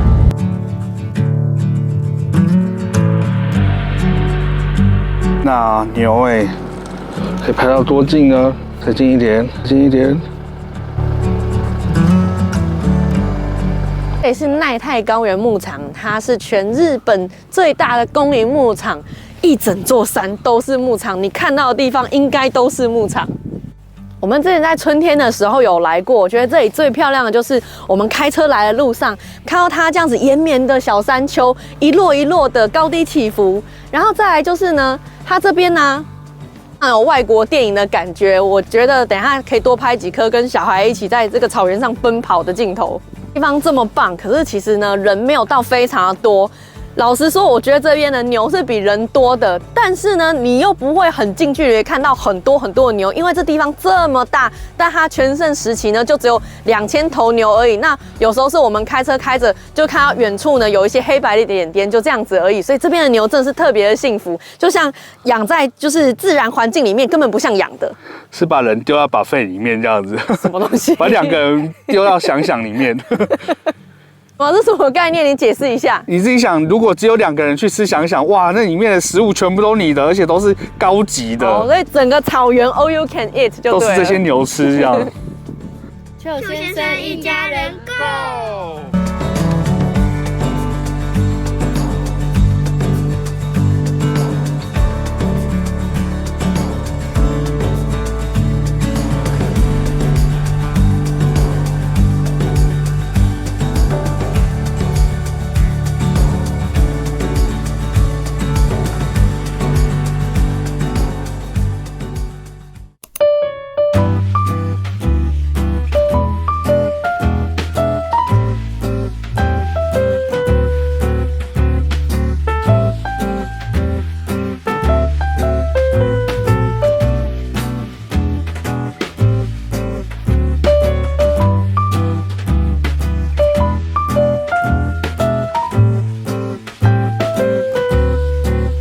这颗是双层牛肉起司 BBQ 酱的牛肉堡，应该不是和牛，因为这个价钱它大概是台币440块左右，日币1940元。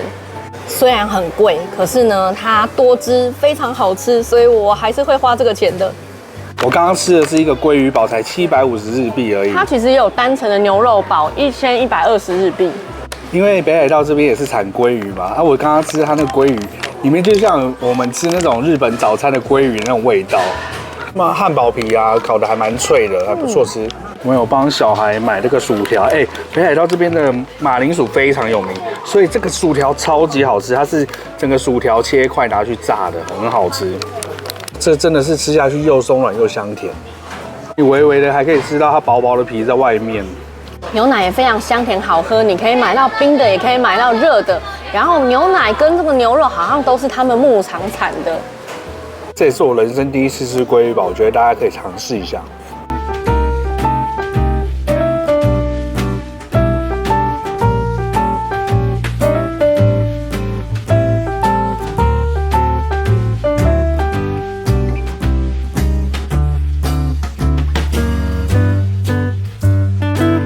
一支牛奶跟巧克力混合的冰淇淋，它的巧克力呢是非常黑的那一种，就是吃起来有点大人苦味的。我觉得来这边啊，就是牛奶啊跟冰淇淋都点一下，因为我们常常听到十胜牛奶啊什么的，对不对？在这边绝对不会喝到写的10胜，但却不是真的10胜的。这景观最大的价值就是可以边欣赏这片风景，一面用餐。它的南侧是我看过世界最漂亮的，你们来了就知道了。景观厕所，它里面不能拍，不然我就拍给你们看了。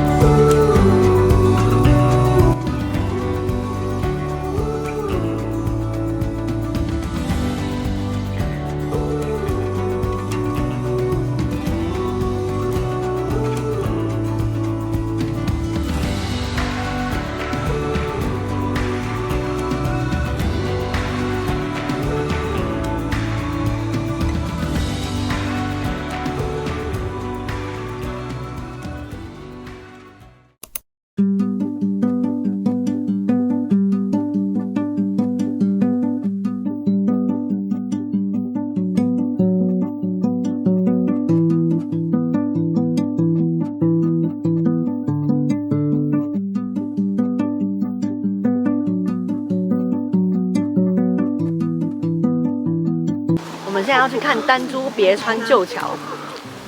这个地点呢，它就是大路边，然后有一个森林的入口要进去，不是非常明显，但是你只要看到有很多车都停在这边，你大概就会明白了。这路呢，虽然说像走进森林里面，可是其实还是非常好走，因为它设计的很平坦，而且蛮多人在走那个路，所以它其实维护的还蛮好。而且还有一些旧木啊，会让你踩起来觉得软软的这样子。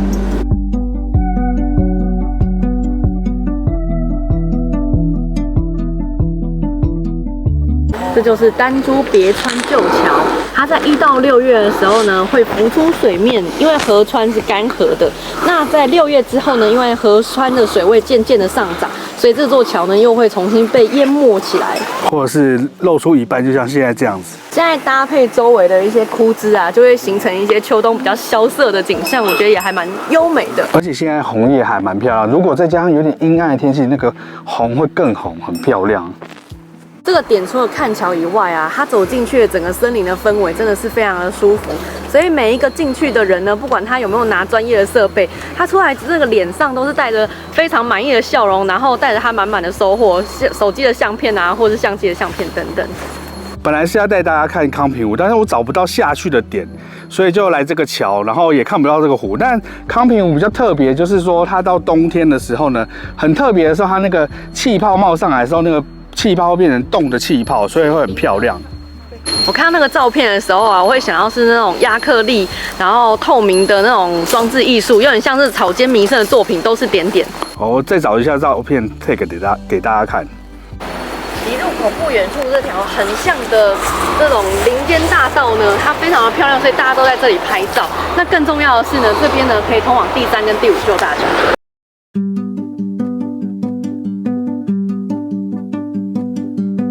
这条道路的两旁有很多的白桦树，现在高大茂密的样子非常的漂亮。那我们5月来的时候呢，它是整个光秃秃的，只剩下枝干的样子。可是呢，就更能显出它是一个白桦木的这种特征，因为白桦木就是它的树木啊会有一些白色的条纹。比起来的话呢，我自己是更喜欢光秃的白桦树，那样看起来更有味道一点。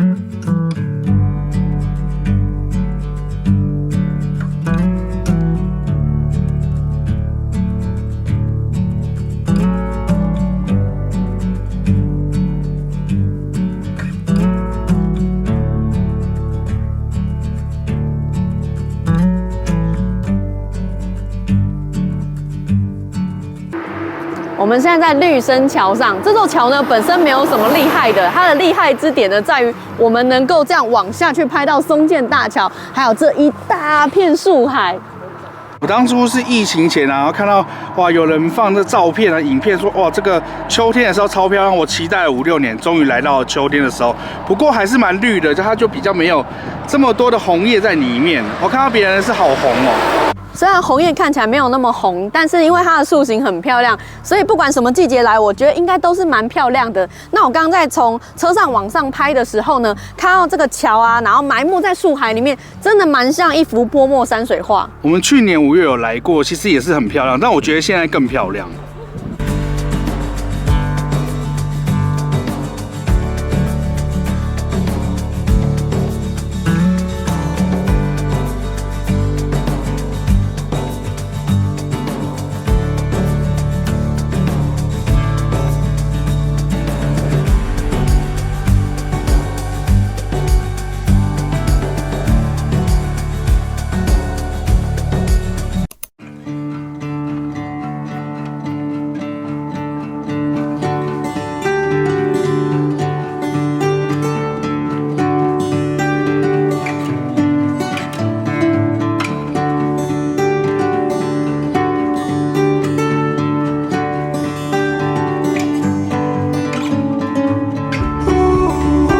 这里是三国岭，是这座山的主要景点。那这里位于石胜代馆跟陈云峡的交界。那这边呢，最主要就是一样要拍这片大树海，可是它会比刚刚那个绿生桥那边呢，可以看到更辽阔的树海景观，可是就没有办法拍到松涧大桥。不过呢，往这边可以拍到，这是旁边是什么？三国桥。三国岭桥。三国岭桥。这个点除了赏景之外呢，它有一个比较完善的小停车场，是个休息站的概念，因为它有一间咖啡店，然后还有厕所。那咖啡店呢，不知道什么有名，大家排队排成这个样子哎。可是以我个人的喜好啦，我觉得是刚刚绿生桥那边比较漂亮哎。如果我的话，我2个都会去。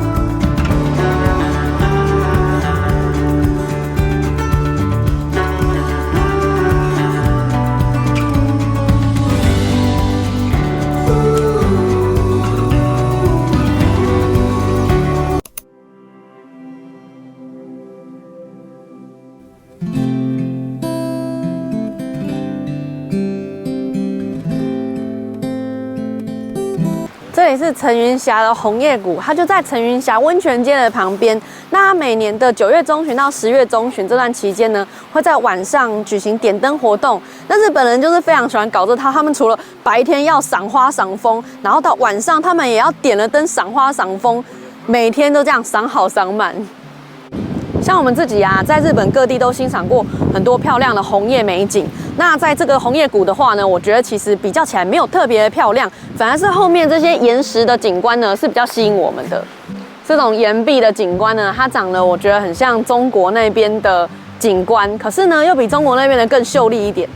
陈云峡缆车也是大家来这边会去体验的一个项目，但是呢，因为山下这边现在是建青的，可是山上的红叶都掉光了，所以我们就没有要坐缆车了。哇，其实来坐缆车的人还蛮不少的，然后这边蛮佛性，就是停车是不用钱的。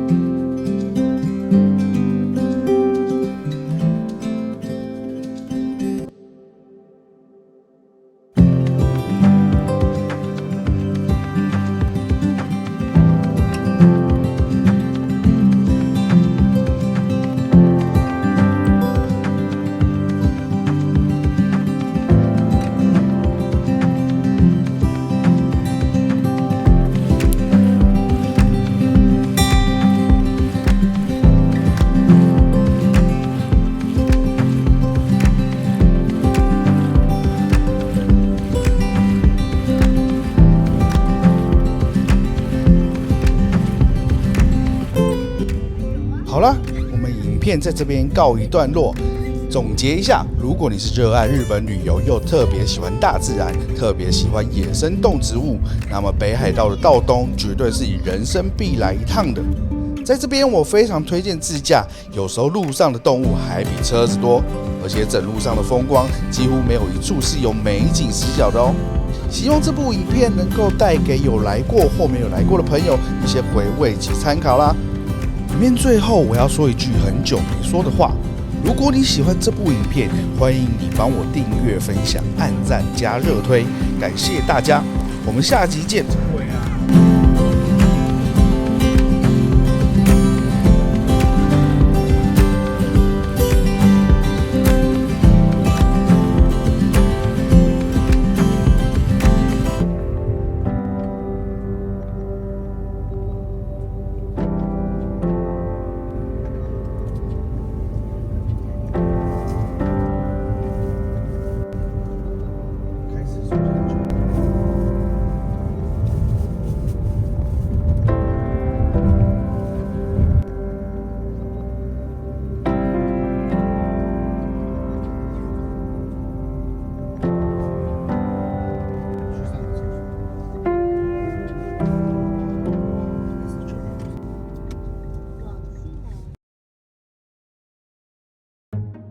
偌大的北海道要怎么玩才好呢？对于第一次造访的朋友来说，最适合的起点当然就是北海道的核心城市札幌。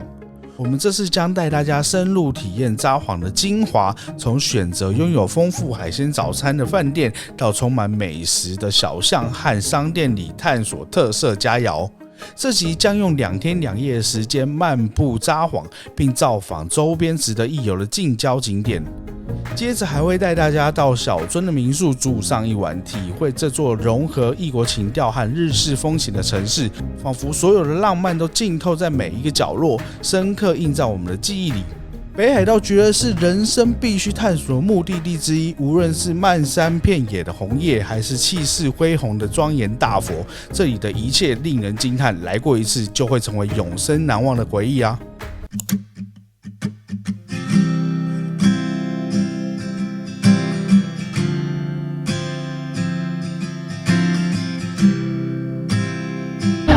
这里是小樽运河，是北海道一个最具标志性的景点。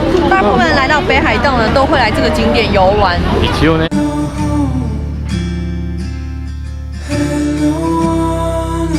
在19世纪末到20世纪初，西方的建筑技术开始传入日本，那所以呢，这边有很多的建筑呢，都是受到西方建筑的影响。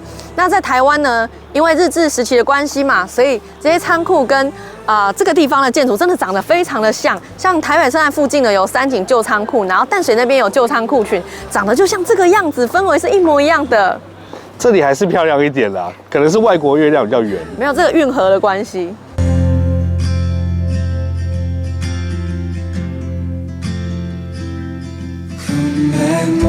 很推荐大家就是傍晚的时候来，像这种时候或是到晚上它会点灯，那像现在这样子光影的变化。可是如果你天气很亮的时候来呢，拍起来真的感觉差很多。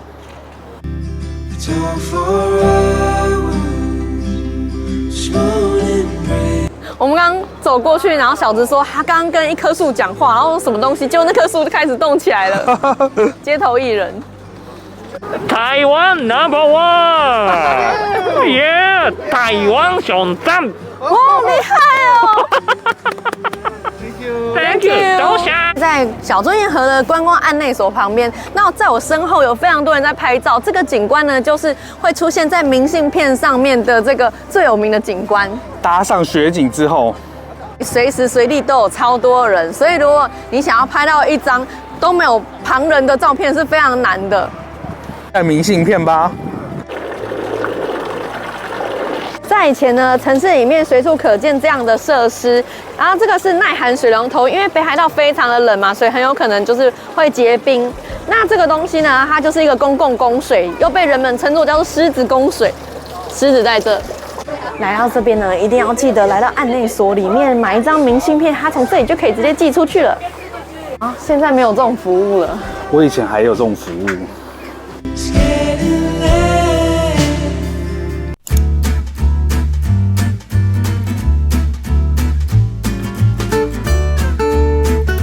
这里是北一萧子馆，之前都一直念错，念成哨子，所以还以为是那种卖哨子的地方，结果不是，它是卖玻璃的，萧子就是玻璃。如果你来到小樽呢，玻璃也是你必须要看的重点之一，因为玻璃工艺在这个地方非常的兴盛。从前呢，就是因为要印渔船上面他们需要用的油灯跟浮球，那时候都是用玻璃做的，所以他们的玻璃工艺十分的成熟。那后来这个渔业呢，就慢慢它的量没有那么大了，所以玻璃职人呢就开始转做这些日常的艺品。这里啊有各式各样的玻璃制的杯盘，然后还有你走进店里呢，耳边呢一直响起那种叮叮当当很悦耳的风铃声，那个都是玻璃做的。我跟你讲，我们刚刚到那个港边的时候啊，它就是用这个玻璃啊去做那叮叮当当的声音，很漂亮。真的很漂亮，视觉跟听觉上都是。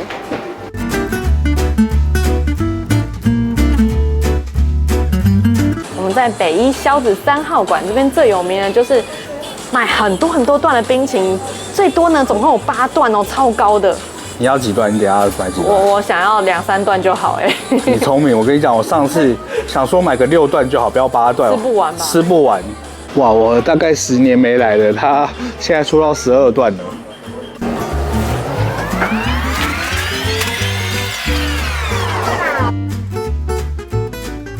我们买了一支6段的冰淇淋，好大支哦。我跟你讲，它6段、8段、12段都是这么大只，杯子也不一样。当然，你刚刚不是想要买就是 Special Mix， 它是6种口味都有，但是比较小只一点。对，就是正常 size， 这很大只，这2个人吃可能刚刚好。饿的时候，我刚刚吃到这一段的时候啊，我就想到3个字，什么？富良野，还有细章、哈密瓜。这上面都是北海道名产，上面3个石胜鲜乳、哈密瓜，然后下面不是的，下面是各地的。哇，被我们挖成这样，它每一层的风味都好明确哦。巧克力是非常浓郁的那种，有点黑巧的感觉。然后呢，牛奶味有带一点咸。这是哈密瓜，然后草莓、葡萄，下面是桃子。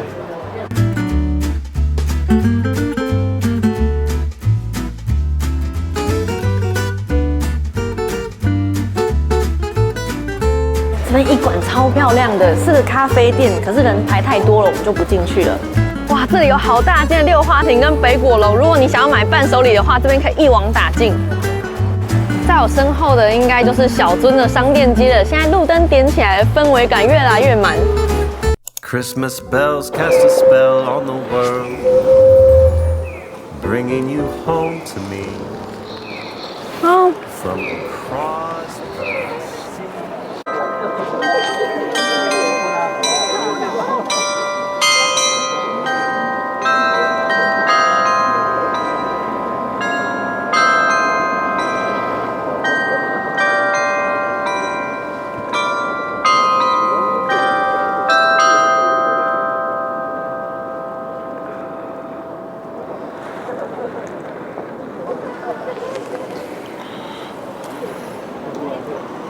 在我身后的是著名的蒸汽钟，在我们过来的路上呢，刚好是5点整，我们太后知后觉了，所以钟响的时候我们来不及拿起相机录，它的声音超特别的，就是真的有一种那种管乐啊，然后你要吹气类的，它带有一点气那种呼呼呼的声音，然后就是我们下课铃声那种声音。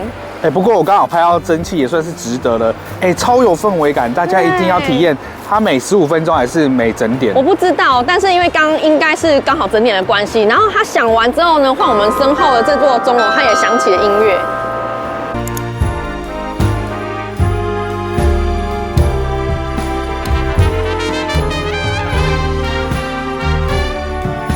这里是小樽音乐盒专卖店本馆，那蒸汽钟就是在它的店门口。这里有各式各样的音乐盒，一进门就看到这个万花筒，也做得太华丽、太美了吧！哇，这看起来真的是闪闪发光，用纸醉金迷来形容，真是再合适不过。它除了是万花筒以外呢，还是个音乐盒。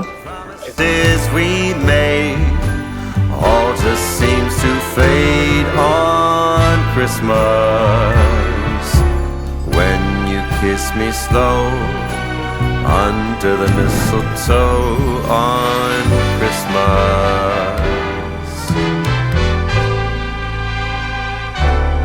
On Christmas. 真的是外面蒸汽中的音乐铃哎，从来不会被这种小东西吸引的我老公，竟然说被外面的钟这样叮一下，他很想买。真的，我刚刚听到那个氛围感，我觉得这是一定要带回家的，而且纪念品。我突然有一个感想，因为像这边的音乐啊，它很多都是那种迪士尼的配乐，这到底是有没有版权的问题？这样子。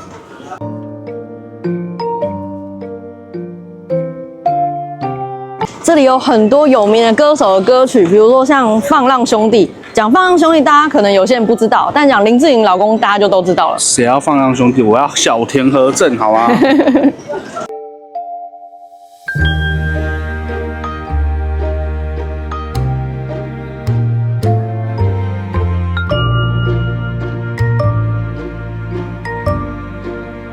从这个角度看下去，真的非常有那种不切实际的童话故事感，很梦幻。那这边1楼呢都是卖音乐盒，2楼的话呢就是有博物馆的部分，展示一些音乐盒的历史，还有一些古董的音乐盒。那3楼的话呢就是贩卖一些纪念品。这个地方我们非常推荐大家来，花不花钱都可以。重点是呢，这里面的氛围感真的是非常的好，也是一个蛮难得的体验，很多地方是给不了这种感觉的。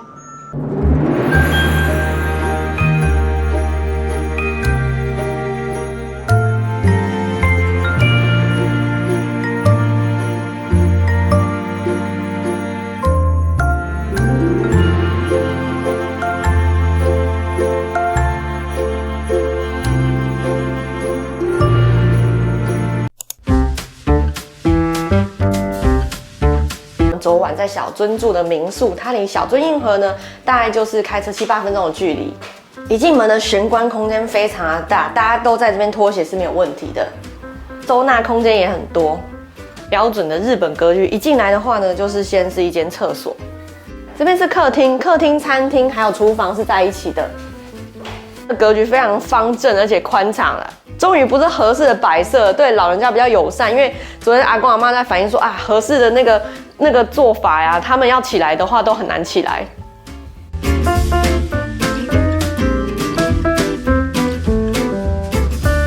厨房的空间也很足够，有明火，你想要煮东西的话也是 OK。然后也有微波炉跟冰箱。这边其实饭锅啊，还有一些热水器，其实都蛮齐全的。杯盘碗筷也都是非常的齐全。这边呢，一样是脱衣场跟浴室连在一起的，然后这边有洗衣机、烘衣机，这里还有一套盥洗台。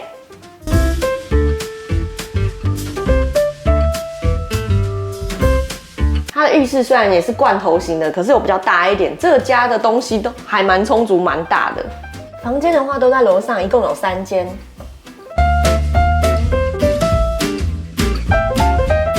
榻榻米的房间，它的格局比较奇怪一点，没有那么方正，所以我们只能够这样子摆得下3张床。房间就是洋式的，它有一张双人床，然后这边呢还有一个像上铺的空间，它可以放得下1张床垫。昨天晚上我没有来看这间房间，不然把2个小朋友放在那边睡，他们一定超开心的。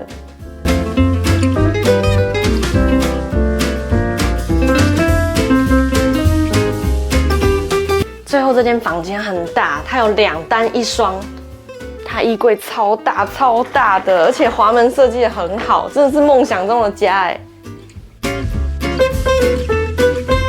我想要特别提一下，他们家的寝具用的都超棒了，这棉被应该是羽绒被，超薄、超轻又超暖。今天我们订到的价格啊，大概是将近5000块左右。那一样它是有清洁费的部分，所以如果你住很多天的话，后面的每一天就是加3000块而已。那这一整间呢，它其实最多可以住到10人。不过如果是你的人数往上的话，因为我们是6人嘛，人数往上的话，它价格当然就会再高一些。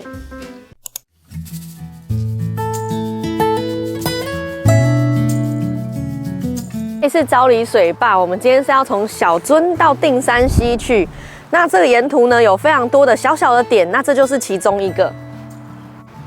我们看到很多人在这边散步，其实这里离小樽市区还蛮近的，大概15分钟的车程就可以到达了。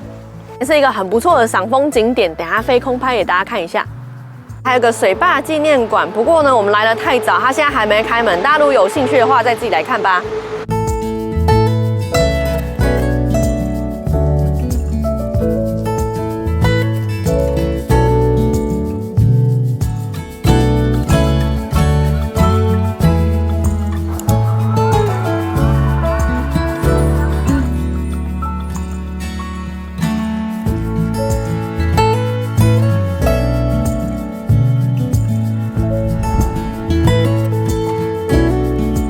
里是札幌国际滑雪场，我们在这里稍作停留，欣赏一下红叶。那今年的红叶季呢，是在10月1号到10月20号之间。除了在这里欣赏红叶，我们也可以乘坐缆车。那缆车的票价的话呢，是大人一个人1500日币，65岁以上的话1300日币，小孩800日币。不过现在因为缆车排队的队伍超长的，我们还是先跳过它吧。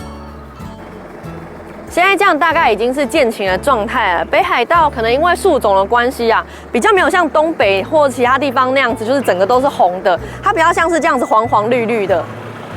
现在大概已经是见晴的状态了，看起来还蛮漂亮的。其实他们这边的红叶啊，比较偏掺杂多一点黄的。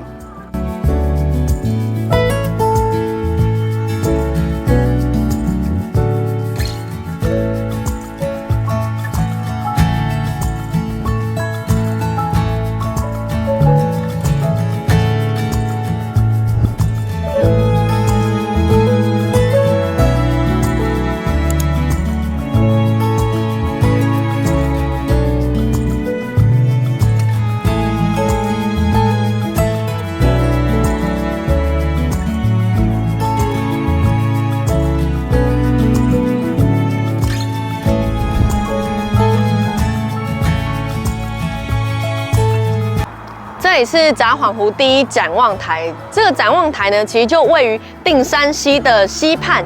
那其实这个札幌湖的湖水呢，就是来自于定山溪，因为它是由于定山溪大坝所形成的堰塞湖。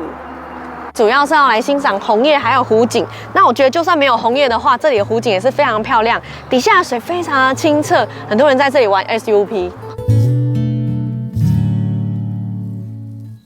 从这里看下去，可以看到好多细细小小、闪闪发亮的小鱼，哎。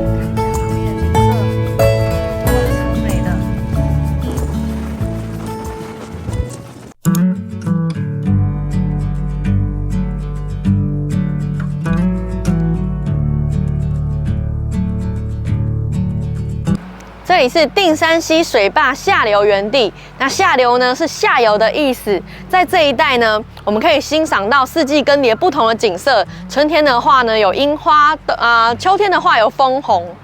但除了下流园地之外呢，上面还有一个资料馆。然后往上走460段呢，可以到达一个展望台。听说那里的景色很漂亮。也有登山道的入口，所以很多人来这里健行，来这里遛狗，环境真的是蛮漂亮的，真的蛮羡慕日本人的。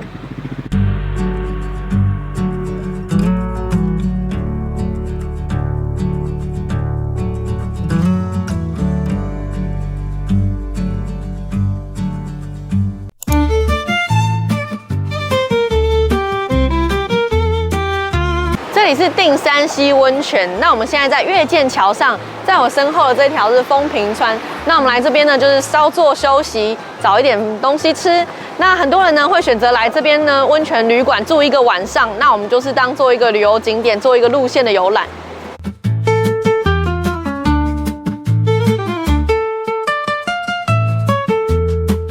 在这座温泉小镇里面，随处都可以看到像这样的河童雕像，因为这里是河童的故乡。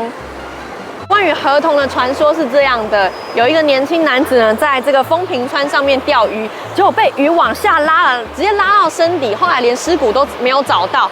那在1年后呢，男子的父亲梦到了他，回来托梦说他跟河童妻子在一起，并且生了小孩，过得幸福快乐。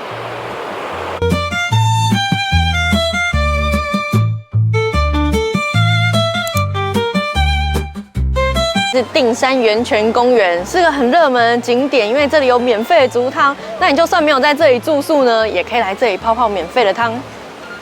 这个美泉定山呢，他是一位修行僧侣，他在150多年前呢，在爱奴人的向导之下，找到了这个定山温泉，所以呢，他现在才会在这里用他的名字去命名的。对。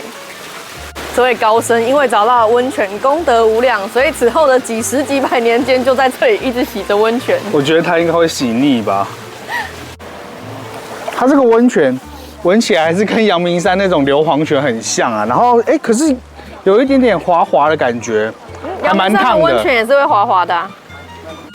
这里有个河童像其实这个温泉区还蛮好玩的，能够体会到别人到北投温泉区的那一种兴奋感，因为我们来到这里也是一样的感觉。其实说实话，北投是更好玩一点，但是他们没有后面这一片红叶啦。这里大概就营造一个红叶跟陌生感。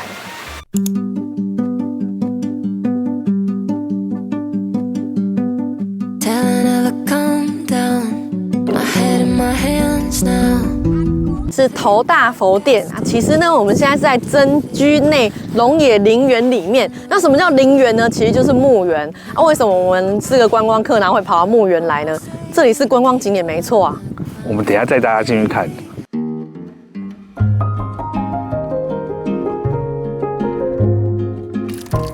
再看到那个上面呢，有露出来的石头，它其实是大佛的头顶。身体在这个建筑物里面，那旁边呢，看到这些植物，它全部都是薰衣草，所以等到薰衣草季全部开起来的时候呢，就是哇，那个大佛的头躺在薰衣草田里面。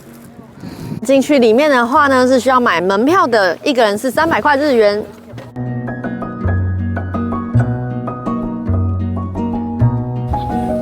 哇塞，很香檀香的味道。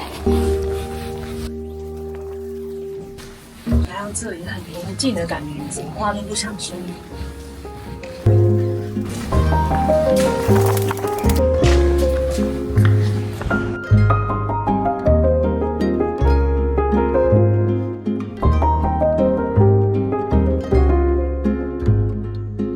我可以在这里坐一整天，感觉坐在这里就什么烦恼都没有了。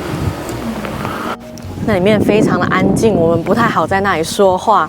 这个地方呢，它其实是安藤忠雄所设计的，哇，真的是非常厉害！怎么可以有这样的巧思？在它背上后面光影的变化啊，我觉得真的是怎么百看不腻啊！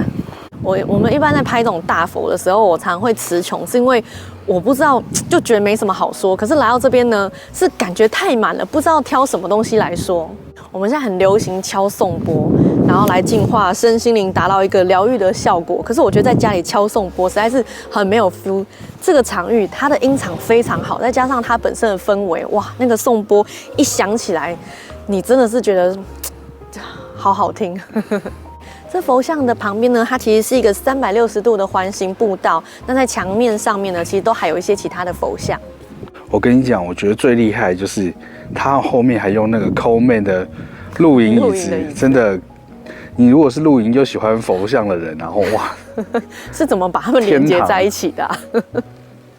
大家不要觉得奇怪，我们为什么来这个地方？它真的是观光客来的，因为我们刚刚看到很多欧美游客，还有香港的、泰国的都有。你看这一片这个水，我一进来整个哇，太漂亮了，真的。我觉得大家喜欢这种建筑的话，一定要来一下。我们刚刚一进来就看到一排的摩哀像，非常的突兀。但其实呢，摩哀它在日文摩是有未来的意思，哀就是生存，所以它其实是有祭祀祖先的象征。你看远处还有巨石阵，那个巨石阵呢其实是墓碑。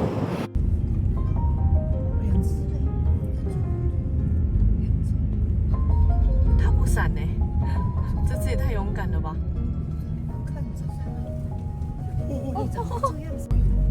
跑掉了，跑掉了，好可爱哦！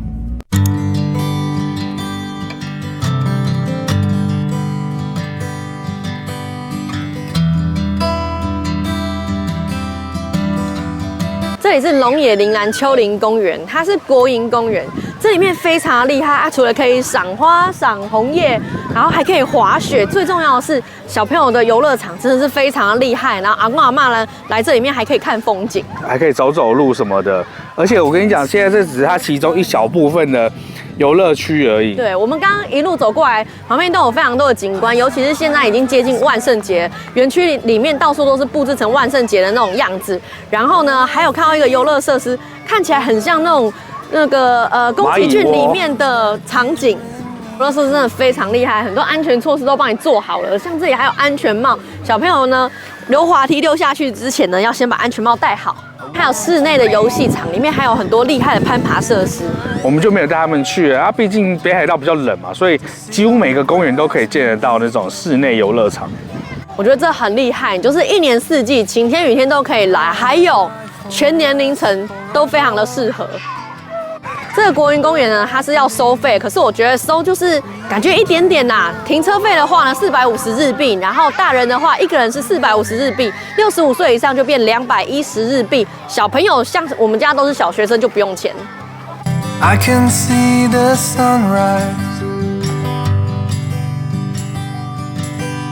reflecting in your eyes. When I think about all of the things that you and me could be. 这个公园真的是非常的大，你从任何一个停车场呢走到某一个区域呢，都要花上10几20分钟哎。哦，这边除了红叶可以看以外，你看还有薰衣草可以看呢。重点是波波草就在这边了，满片红的，懒得走下去了。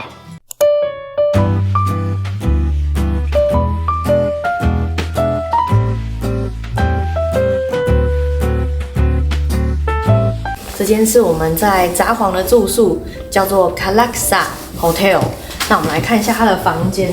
其实我觉得呢，这个大小在日本的旅馆里面已经算是蛮大间的喽。首先门口这边呢是一间厕所，我们来看一下，免治马桶，还有个小小的洗手台。这是2人房，但是呢，它里面有选项，你可以选加床，好像是免费的。那7岁以下的儿童的话呢，是不用钱的。这房间整体上看起来蛮明亮、蛮新的，这就是比较贴心的设计 ，USB 啊、插头还有一些开关啊，都在床头。这间才刚整修完而已。这边有小冰箱、电视，然后热水壶跟茶具，然后这边有一套简易的桌椅，如果你想要吃点小点心的话，可以在这边。哇！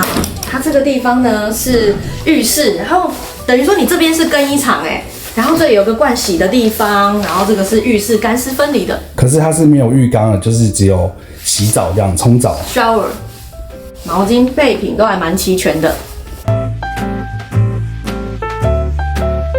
我们订的原本是连通房，但是我们希望关起来会比较隐私。那如果你要连通房的话，也可以直接订连通房。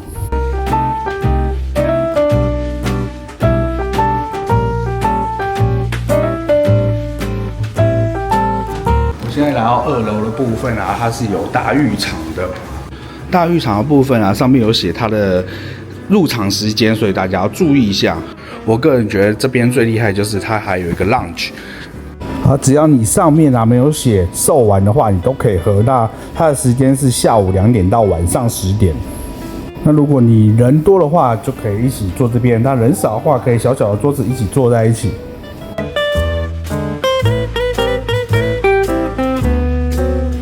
那这边有一些小零食啊，应该是小小的冰淇淋、简单的糖果、饼干。这边还有小孩的游戏室。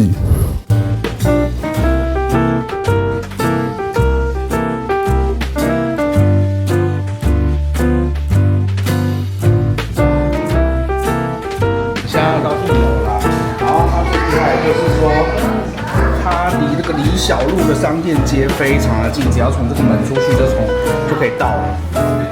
我会订这一间呢，还有一个主要原因，就是因为它的早餐是这种海鲜冻的。那我明天早上再开箱给大家看，它的早餐到底行不行？那我这一间住宿啊，一间平均是2400，我就2间，所以加起来大概是4800台币。那看完早餐之后，大家来觉得说，自己喜不喜欢，自己决定吧。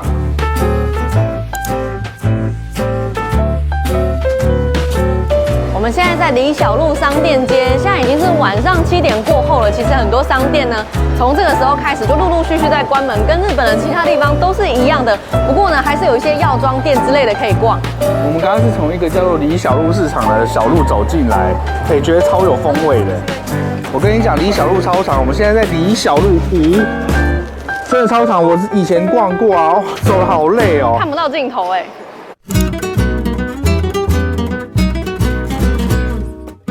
这间店呢叫做 Lojula Curry Samurai， 听起来好像 Lojula 就是罗拉。它是很有名的一间汤咖喱，就是网友们的评价都非常的好。然后它通常呢是需要排队的。那礼拜一晚上呢，就是有一个网友说他礼拜一晚上进来，很幸运不用排队，跟我们今天的状况一模一样。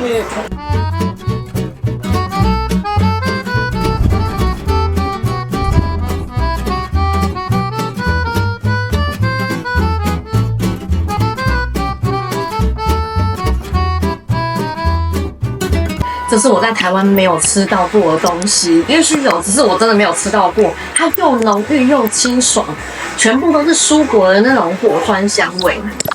我吃了几种蔬菜，我觉得它每一种东西应该都是分开处理的，它的味道跟口感都弄得非常的好。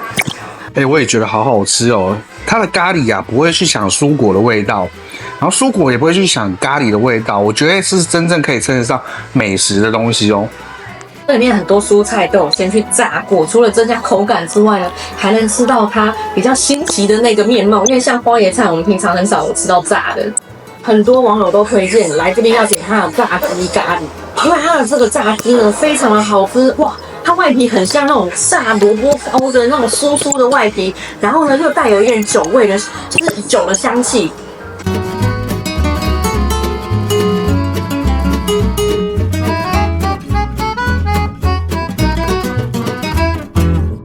好吃的，不知道是因为我们吃对店家，还是所有的汤咖喱都这么好吃。这个果酸香真的是非常的特别，是你在台湾应该是吃不太到的味道。真的很好吃，我没有再浮夸了。吃完饭，我们又回来逛李小璐了。这个是七丁目，那七丁目这边的话呢，它的风情就比较复古一点点，那种黄黄的灯光，然后旧旧的地板，完全跟前面不太一样。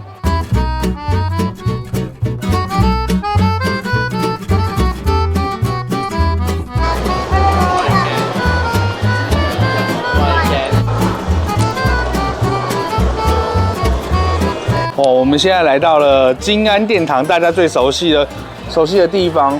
我10几年前来日本的时候啊，然后日本的朋友跟我说，这是他们当地人在买的那种便宜的地方，这样子。现在已经不当地了，当地人都不敢来了，因为充满了观光客。这边你听都是中文啊，然后外国话这样子。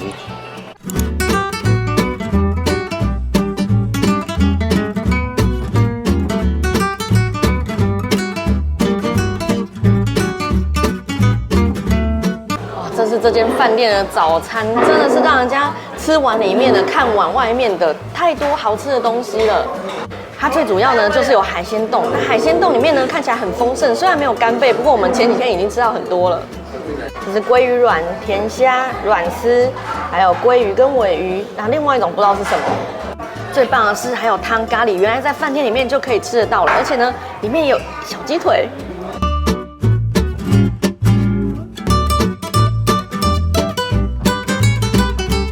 然后为了用餐品质，我们就先排到这边了。那它还有那个道产的那个马铃薯也很棒。然后我等一下配个那个它的菜色给大家看。哇，这是我做的海鲜冻啊，超赞啦！这是我做的汉堡，是三明治。这个是贝壳汤。